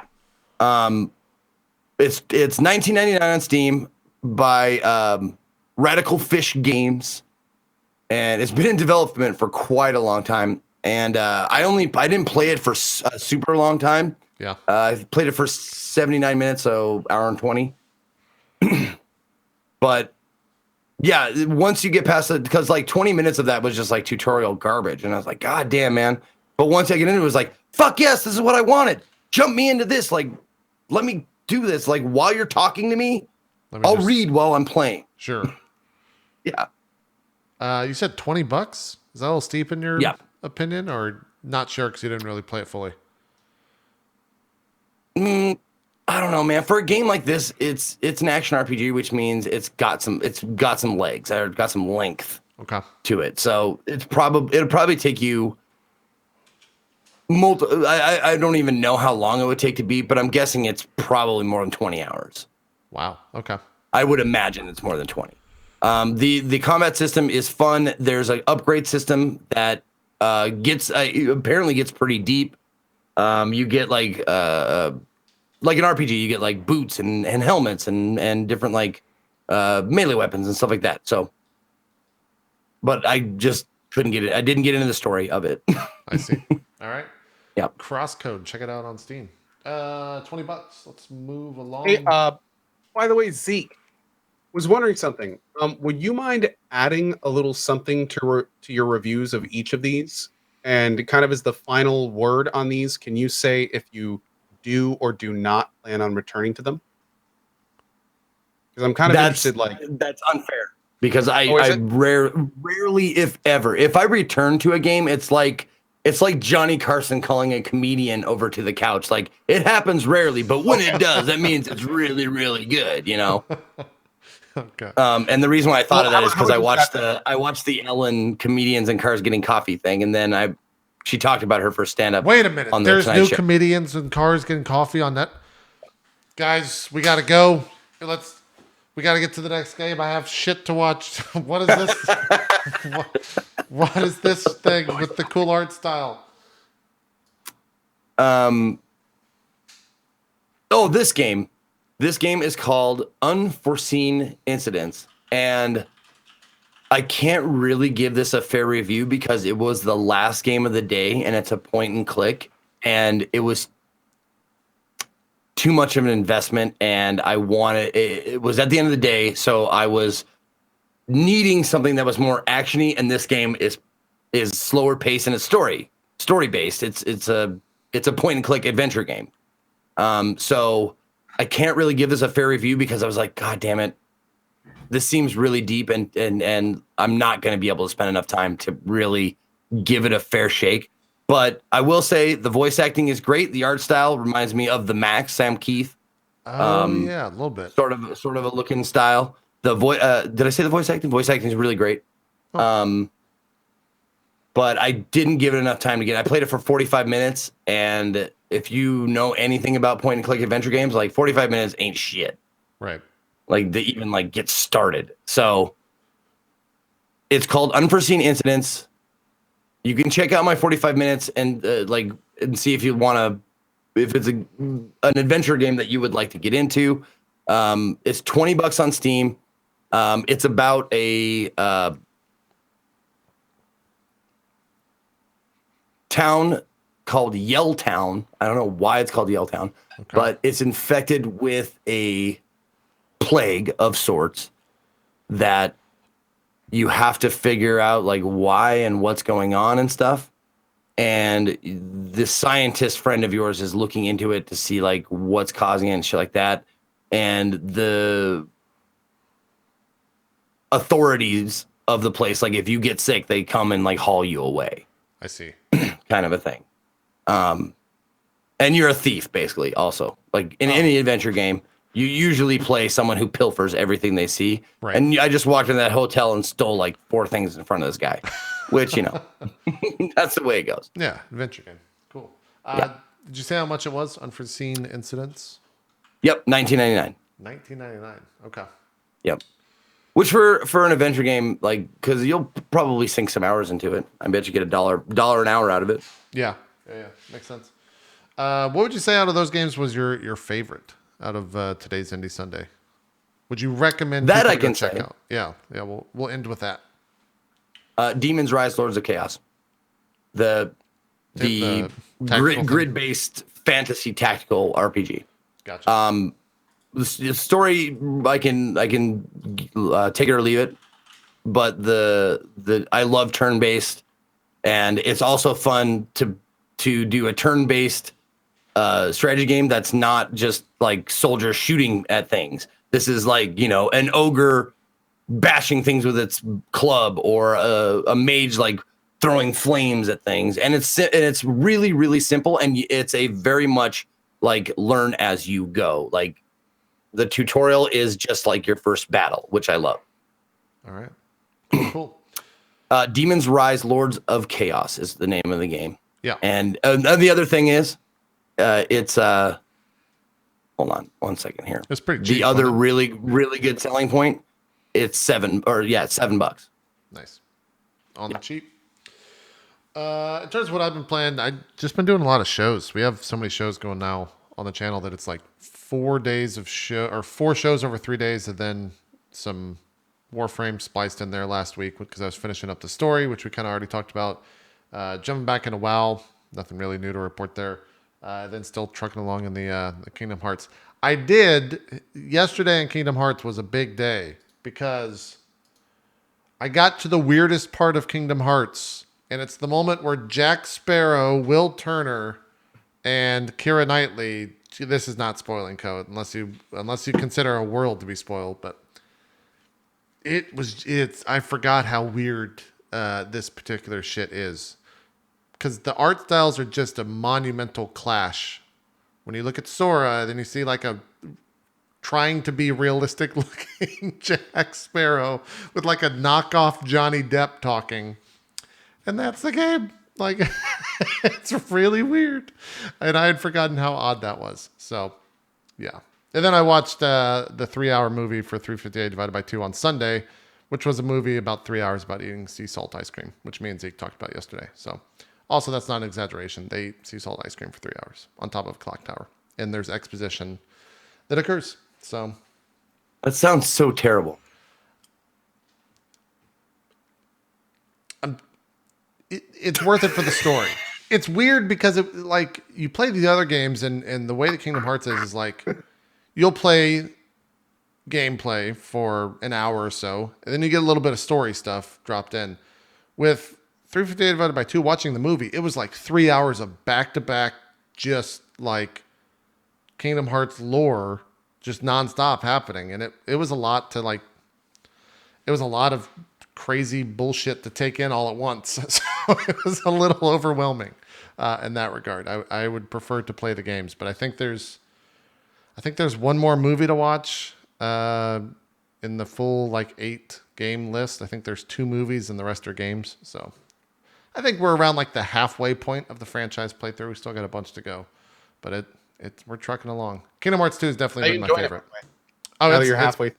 It's blast. Yeah, I'm glad that I'm doing this because I had never played the other side games, but they're like so important to the grand scheme of lore of Kingdom Hearts that it's getting me more and more excited for the third one in January.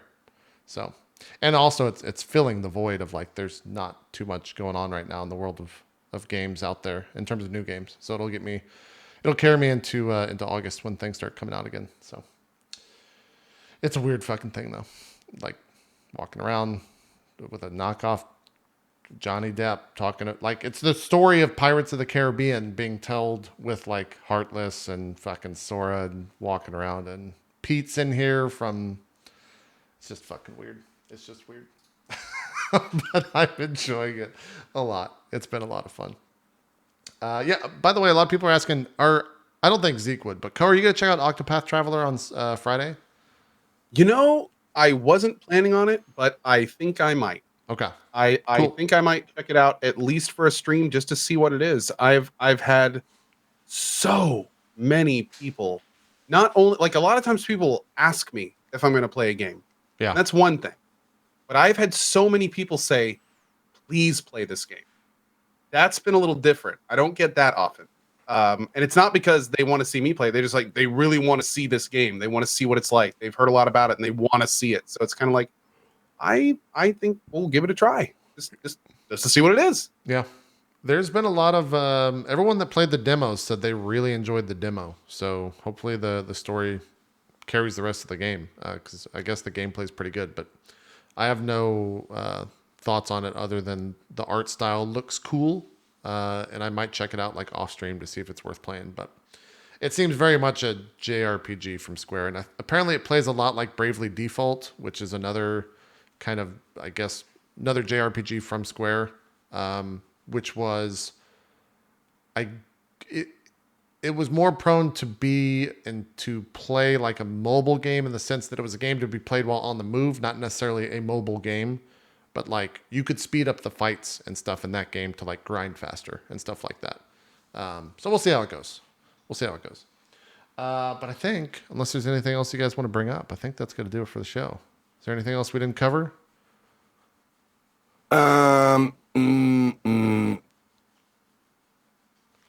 Nope.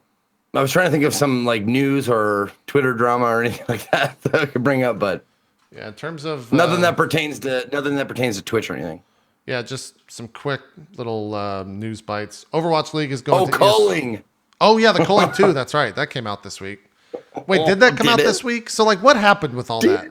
I just saw Twitter. It came out this week. I saw Twitter just fucking going crazy about the Culling 2 and how they just like completely fucked everything up. But I didn't see anything else other than that. So please enlighten me to what occurred with the Culling 2 this week. Zeke, how about you start? What have you heard? Oh, nothing but just like I haven't seen anybody play it. Haven't watched a single second of gameplay or trailers or nothing. I've only seen Twitter and people just from varying degrees of disappointment to like, this is fucking suck ass bullshit cash grab. Holy shit. Okay. Damn. Yeah. Damn. Okay. That's what I saw. Like it's back and forth. And also like people were posting like Steam graphs, like of like, this is the Culling. And then they show, or the Culling 2. And then they showed the Culling and like, now the original game has more people playing it than the second game. Wow. On release day. Damn. So Yeah. So here's the story about the Culling 2. And let this be a cautionary tale to any developers out there. When the Culling came out, it was a relatively early BR game, but it set itself apart. And the way that it did that was its funny announcer, its colorful and interesting map, a melee-focused BR game that did not have a lot of guns. It had like the power-up system. It had the stim system. You know, it did some things to differentiate itself, and people liked it. I played the Culling for like 3 weeks. It was really cool. There were tournaments in it. Like it was a lot of fun. I remember, yeah. And that was the Culling, and that's why people liked it. When Culling 2 came out, what they did is they sat down in their design meeting and they said, okay, here's a list of everything people liked that made Culling interesting. Put a big X over that. Okay, great. Okay, H1Z1 feature set. PUBG. Okay, we're just going to take all that and we're going to jam it into our existing system poorly. Then we're going to unoptimize it. We're going to make it look worse than H1Z1, and we're going to sell it as Culling 2. I see. That's sad. Yeah. I think the silence says enough. So the short answer is basically they turned a somewhat interesting BR experience into a generic, unoptimized, boring piece of shit code. It's like I seriously have not read a single good thing about Culling 2. And that sucks because I liked Culling. Like I was kind of hoping that they were gonna be like the melee option, right? Like the cool, we're kind of off the beaten path option. But nope, they tried to mainstream the thing that shouldn't have been mainstream. And then the whole machine fell apart. And just it clearly was meant to go after like the Fortnite PUBG players. And what the worst part that apparently no one there understood is the whole reason they were successful in the first place was because they weren't like them. So it's like, yeah, how could you get this so astronomically wrong? It's incredible. Well, plus, but shouldn't they be copying the successful one in Fortnite and not the ones that are on the down and out? Like, that just seems. Oh, yeah. For those saying in chat, I haven't even played Culling 2. I haven't even played it. I'm not going to touch it. I'm not. No, hell no. Yeah. Well, I have a streaming buddy of mine. I love him. His name is Peeve. And Peeve actually like tweeted out like the night before, like, hey, Culling 2's coming out tomorrow. I'm going to table my plans on what I was playing, and I'm gonna play Culling 2. And then that morning I'm on Twitter and I see like a tweet, and he's just like, "This was terrible. How do I refund games?" Yeah, I saw a lot of tweets. I was like, "Is that bad?" Yeah. And he like said a few tweets, and I was just like, "That's all I need to know, dude. Like that's done." Oh my lord! And then Jesse said the absolute best part of Culling 2 was the feeling when that refund goes through. Yeah, jeez. I saw a lot of people with refund tweets. Man. And then Fairlight actually left. Hold on a sec. Give me 1 sec here. Give me 1 sec. Okay. Fairlight actually left a review on it. And from what I remember, it was actually okay. I stubbed my toe on the way to install this game. That was the most enjoyable part of the experience. Everything that defined the original is dead and gone. Instead, we have a terrible H1Z1 knockoff. The emphasis on brutal melee combat, trickery, and guerrilla warfare, complete with traps and bombs, has been replaced by generic gunplay that feels like a game demo disc from PC Gamer back in the 90s. The only elements that survive from the first game are the crazy announcer, perks, although half of them are useless now and don't have much impact, and stims. I hesitate to use the word scam, but it kind of fits here. Don't buy this game. I'm glad that I didn't get a free key for this game because now I can at least get the satisfaction of clicking on the refund button, the only satisfying part of the game. That's bold from a streamer. I have to admit though, like from everything I've heard, that I have yet to talk to somebody that has something positive to say about it. Yeah, I didn't see a single thing. Yeah. Very rarely do games come out that are this bad. This may be like part of a top 10 worst games list at some point. Yeah, that's crazy. So you're saying this might be like the Freddy got fingered of video games? Oh, poor Tom. Maybe so. I hadn't thought about that movie in years. I can't believe that was in your. No, we were talking about memory. Today.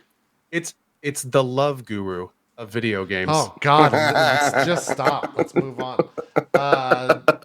There was some like Twitch news. I guess I don't know if it's necessarily drama, but did you guys see Shroud got banned from PUBG for 30 days because he was in like a car that a hacker was driving and like flying around like the Hogwarts car. So PUBG banned his account for 30 days. And I cannot think of a dumber thing that PUBG could have done to their number one streamer. He just had a limited edition skin in the game. Yeah, I saw that and I was just like, well, there goes 30,000 viewers to your directory and probably the game on Twitch. Time out. They didn't see that. We're like, oops, our bad. They're like keeping it. Yeah, apparently, as far as I know, he's still banned. I think he said he was playing Sims and something else today on stream. There had to be That's something. crazy There had to be tough. something there. There had to be like a grudge. Someone held a grudge. Maybe. Someone was like, now, okay, real talk. looking for like behind the scenes, like, please fuck up, please fuck. yeah. Yes. Well, the He only said he thing I did can say, deserve though, the here's ban the and thing. stuff, but If he voluntarily got in a car with that, he did. Yeah. did it to have a good time, and then he streamed that. Yes. If that's the case, then I almost say that they would have to ban him. Well, because exactly. They didn't. And he did say Is that that. what he did? Yeah, he did say that he deserved the ban. Like he wasn't fighting it. He wasn't out there saying like they fucked up. But from my point of view, that's your number one streamer on the fucking platform. That's a bad. I hate saying it. That's a bad situation for the devs. Like that's you're screwed either way. Yeah, with that. you are. Because if they would have not banned him, the uproar would have been. If they would have banned other people for that, but not him, like that almost would have been worse. Yeah. Man, that sucks. What a bad situation. That sucks. How many people are playing PUBG But right now? no, I mean, we're talking about it though, right? So that's no bad. I don't think us talking about it's going to get more eyes on PUBG though. Yeah, I thought it would take a bigger hit. It's still got 50,000 people watching it. It's the number 5 game right now on the platform. But wow, really? Fortnite's getting a new season tomorrow, so wow, look at that. They're going to be kind of squashed. But they're still doing all right. I figured it would be a bigger hit than that. Yeah, I saw that though. I thought that was pretty funny. And then just some other God, someone just sent me a whisper. There are currently 5 people playing Culling 2 according to SteamCharts.com. Jesus Christ. That's not even a single full game. Yeah, that sucks. I wonder if those are devs. Like I guess it would count the devs that are like trying to test stuff, right? If it's on live they service. just like over the intercom, like, attention, stop what you're doing, get to the LAN room. God damn. You need to play this game right now. Like we need everybody we can. Jesus. All hands on deck. That's why am I? That's so mean though. God damn it. Am I jaded because I'm laughing at someone's like failings? I don't think that's necessarily jaded. Here's the thing. It's one thing to laugh at someone failing. It's another thing to laugh at someone failing that's honestly trying not to fail.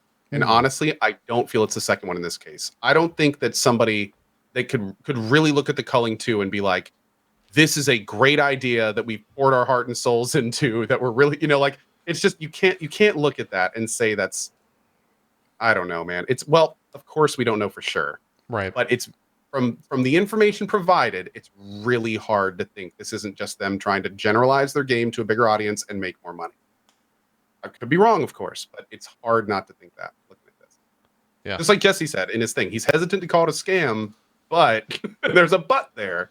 And he played it. So yeah.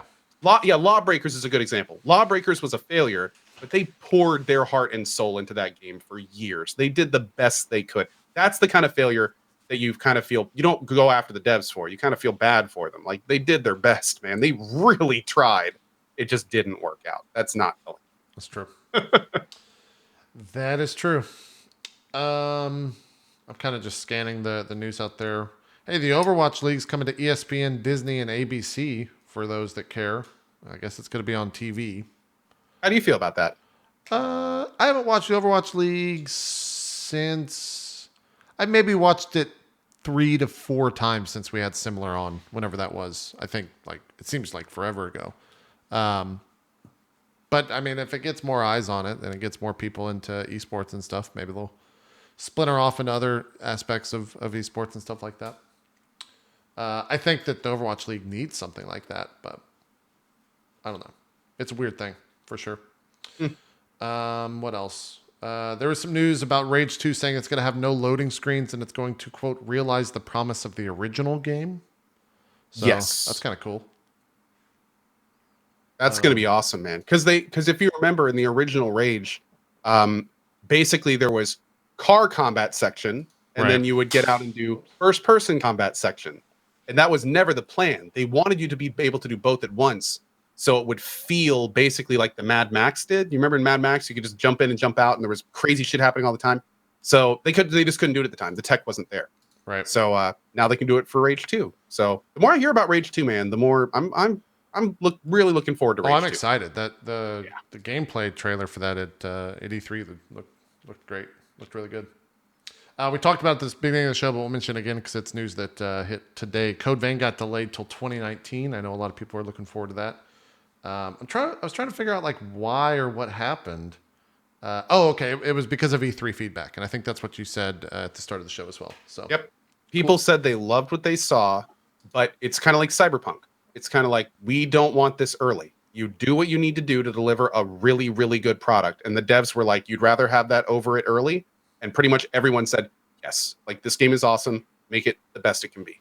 Yeah. And that's cool because Code Vein is looking pretty slick. Yeah. And it's also filling in kind of a little bit of a niche because we haven't really had too many games like that in that style. So it'd be cool. It'd be cool. I agree. No clips out there saying that their next documentary is going to jump into the preservation work of GOG.com. So that's kind of cool that Danny's out there announcing new stuff. This necessarily wasn't news, but did you guys watch that full gameplay demo for Anthem that they put out last? The 20-minute? Yeah, the 20-minute gameplay. Yeah, what'd you think? I'm kind of not like, I'm gonna play it, but I'm definitely not like, oh fuck, I can't wait for Anthem. Like, it was kind of middling, maybe is the word I'll use. I keep getting more and more worried that it's just going to be Destiny. Yeah. I keep like, the thing that worries me is that like that the gameplay demo, it was pretty slow. It was really pretty. The world looked interesting. The frame jumping around and flying looked fun. All the stuff we've talked about looking good in the past still looks good. Yeah. But all the stuff we saw, really spongy enemies that had very small cycles of attacks that they repeated. We didn't see really any UI or progression skills of any kind.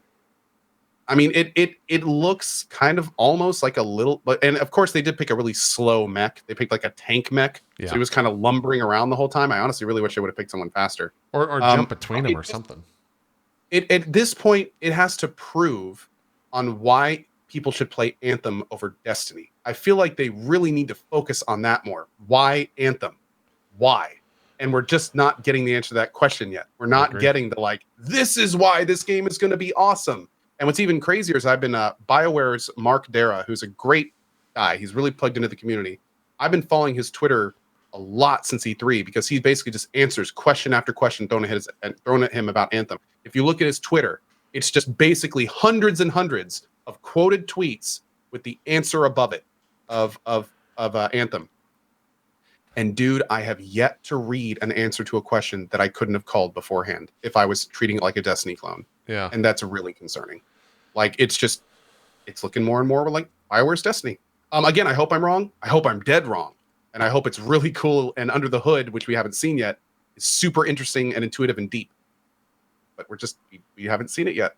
We keep seeing the stuff that's the same as everything else. So hopefully soon. I think the other big takeaway, at least when I was watching that trailer, is it seems like, this is my personal opinion on it and look at it. It seems like it's a game that's fun to play but not to watch. So kind of just like Destiny is for me. Like I don't see the appeal of watching someone play Destiny, but the appeal of playing it and getting what Destiny has to offer out of it for however much time that is, and then going on to the next thing, I can get that. I can understand that, but they're launching on a date with a bunch of other stuff around it, and that's kind of troublesome. So we'll just have to see how that goes, and hopefully they address kind of a lot of the issues out there. But Still gonna play it. Hope it's great. Yeah. I agree. And then I think that was kind of it in terms. We talked about the Dead Cells announcement trailer, August 7th for that, so that's coming up soon. I'm really looking forward to that. I did not touch Dead Cells at all during its early access stuff, specifically because I wanted kind of the Darkest Dungeon effect of I want to play this game when it's done. And everyone that's touched the early access portion of it said it's fucking fantastic. So I cannot wait to see how that. I have done 2 near full runs of it, and I can't wait for it to come out. It is one of the better side scrollers in a long time. It's a lot of fun. It's a lot of fun. Cool. I think that is it. And then of course Monster Hunter World. We talked about that as well. August 9th, 2 days after that. So August is going to be crazy. Then it's kind of a long dash of just game after game, week after week, all the way to December. And then we'll play catch up on that stuff, and then we'll do our Game of the Year show. to preview the rest of the year. There's a lot of shit coming out for sure. Anyways, let's do some shout outs and get out of here. Got a little bit of time left to play some Warframe, so you guys can jump into that. Zeke, why don't you start us off with some shout outs, sir? All right, y'all. There we go. That's nice. I am the BC Warrior. My name, off stage name is Ezekiel the Third. You can follow me on Twitch, Twitter, and YouTube, all at Ezekiel_III. A week from today is going to be a very special day. After Drop Frames next week, I'm doing my charity-driven, charity-paid-for ASMR cast. Woohoo! Oh my god! Gonna be doing all the classic things with a microphone and like all the fun noises and stuff that people really seem to enjoy with ASMR that I can't understand, but we're gonna do it because he paid for it. Sorry, my chin itches, my jaw itches there. Yeah, but I'll be playing Warframe after this, and then tomorrow I'm playing a new game. What is it? Good question. I don't know. That's all I got. Thank you. Nice. Do you read books when you do that? I can just imagine Zeke. He lures everyone in. Okay, and your ear is right next to your speaker. Yeah. So do you read books? Like what are the ASMR things to do? What ASMR? It's like I understand like what it is, but like what are the things, the normal things that people want from an ASMR event? Like, okay, there's I'm not sure if I'm saying this right, but like binaural microphones, sure, which means left ear, right ear, yeah, and they have like some like real professional ASMR streamers like have like muffs on them, so they're like ear. No, like when they rub them, yeah, it feels like someone's actually kind of rubbing your ears, and they whisper to you. They tap on things. They eat things. They like, all these like they'll take like crinkly paper and like crinkle it real lightly in your ear and stuff like that. Things that are like pleasing for most or for a lot of people. I tried to tune into an ASMR cast to get like to understand it, and it has the exact opposite effect. It does what most people get, like it gave me chills, but in a very bad way. Okay. Yeah, it's right. Like some people eat, and the sound of people eating drives me fucking like into a rage. Oh yeah, I agree. If it's the only thing in the today. Or I was in a stream today of a big streamer. Yeah. And he just started eating on stream, and I wasn't paying attention. I just started hearing the sounds and realized I was like triggered before I even realized what was going on. I just immediately tabbed out and walked over and was like, nope, don't care what you were doing. Yeah. Like, well, nope. And not only that, but like having headphones on and having someone like simulating blowing in my ear or talking in my ear is not good for me. I do not like it. It makes me, it's very, very much like, please stop that. So do you think in person, it's fine. If some nice lady wants to blow in my ear or whisper in my ear, that's great. But for some reason, over the internet, someone I don't know, it totally just like flips. Do you think you'll trigger yourself by doing the ASMR stream? Because you listen to yourself in your ear when you talk, right? Like on streams? No, I will. Yeah, I do, but it will not bother me because doing I think it's kind of doing like something. Isn't it? It's like what? You can't really tickle yourself. Like that's what I heard about ASMR. Pretty good analogy. It doesn't have the same effect if you're listening to yourself, because it's kind of like you can't really tickle yourself. You don't get the same effect if it's you, from what I understand. That makes sense. Yeah, that's a good analogy. Yeah. Okay. Yeah. All right. Also, real quick, I want to point out there are two types of people about ASMR. There are those, like the three of us here, that don't get it, and we're not big fans of it. However, there's another group of people where ASMR is great for them. They totally get it. They feel it. Oh, yeah. We are not talking to you, and we understand that there are those people. We're just not them. So we're not really like sure, if ASMR is your thing, that's great and more power to you. But if it doesn't really work on you, it's a completely different thing. But also, like, here's the other thing that I haven't been able to tune into a lot, but I have seen a little bit, is the scope of sounds that can be ASMR. Like there are certain sounds that I actually find very pleasing, and it's definitely nothing to do with a person like whispering, blowing, eating, like that, none of that shit. However, like fingernails tapping on glass, I kind of like that. That's kind of a good sound to me. Popping bubble wrap, I like that sound. Like that kind of stuff. That's definitely like more my speed, but I don't see how I would listen to it a lot. What is keyboard typing? And like people are saying in chat, like ASMR is like sex for your ears. For some people, it is. There's different levels of enjoyment. So, dude, I've had people tell me straight up that ASMR is their fetish. Like some people, that's their thing, and it works for them. More power to you. I wish I was you, because that sounds super easy. But yeah, just it's different levels, different degrees. Some people it works, some people it doesn't. Yeah, it's a sound like what the fuck? An arcade stick, like when the tapping of those buttons, like in an arcade. That sound, I love that sound. That tap tap tap tap tap tap tap tap tap. I like cool jazz. I just clicked. I was trying to figure out what ASMR stood for. I found that out. I scrolled down to the video portion, clicked on a video. Zeke, you have to act like these people do. You gotta like seduce the viewer. Like the start of all these videos are doing, because it's like anything else. It's like any other medium. You can take it to a seductive or sexual place, or like, I mean, a lot, if not most of ASMR streamers that I've been exposed to for very short amounts of time, mind you, most of the successful ones take it pretty seriously. They're not there to be anything but pleasing to your ears. I'm sorry. I'm like lost in this video and I can't even hear it. This is absurd. Okay. All right. By the way, Zeke, here's a great thing to do.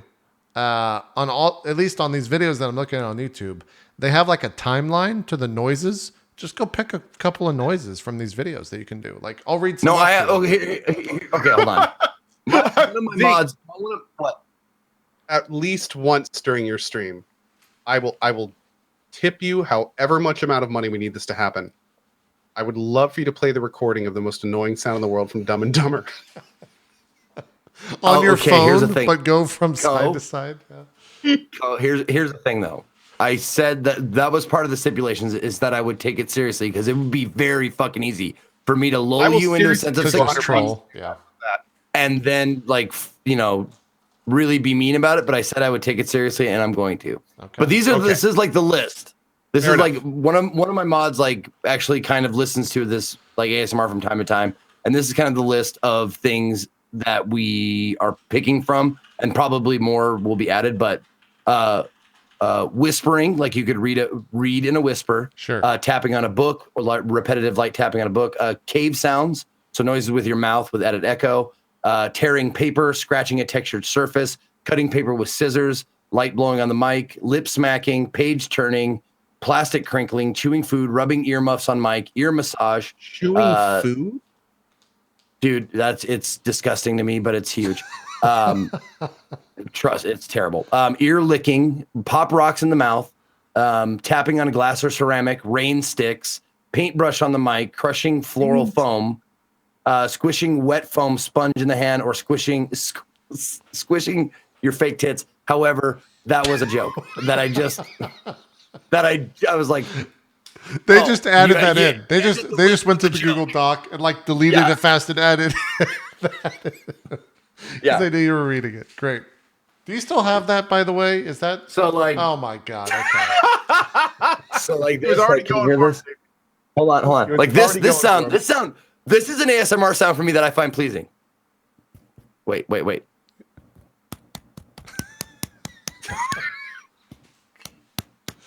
Jesus Christ. Bad, baby. You bad. You're a bad. Yeah, I don't mind that at all. Go do some shout outs. We got to get the fuck out of here. Yeah, fuck, we already were in the middle of shout outs. That's right. JP. How did, what? I don't know, Oh man. my god. Hi everyone. My name is Ko. It's nice to meet you if I haven't before. I stream every day at 8 a.m. EDT, currently playing RimWorld and Warframe. We've got RimWorld probably tomorrow morning and Warframe in the afternoon, then maybe a full day of Warframe before we're checking out Octopath Traveler on the 14th or the 13th. I don't remember when that is. Friday, But anyway, 14th. hope to see you there. We got lots of fun games coming up. And then, of course, we've got more and more stuff as we go into August. And yeah, thanks for watching today. And if I don't see you in my channel, then I will see you next week on next week's Drop Frames. Cool. By the way, for those asking why the fuck does Zeke have those, it's from his Casey-tron cosplay show, right? I actually had 2 pairs of tits. Oh, that's those right. weren't the chicken. Yeah, the those chicken weren't cutlets. That's right. the chicken cutlets. Those were that was my Zekitron cleavage. Those are actually stress tits, Okay. like a stress ball. ASMR world is weird. We're gonna end it Works there. surprisingly Everyone well. needs a That's good not set of ASMR stress stuff. That's dude. Come on. No, I got Grabbing it. on titties Yeah, I got always it. relieves stress for me. I got it. I understand it. That's it, guys. Are you two gonna play? I got a show we got to do, so I can't. Are you guys gonna jump into Warframe for a little bit?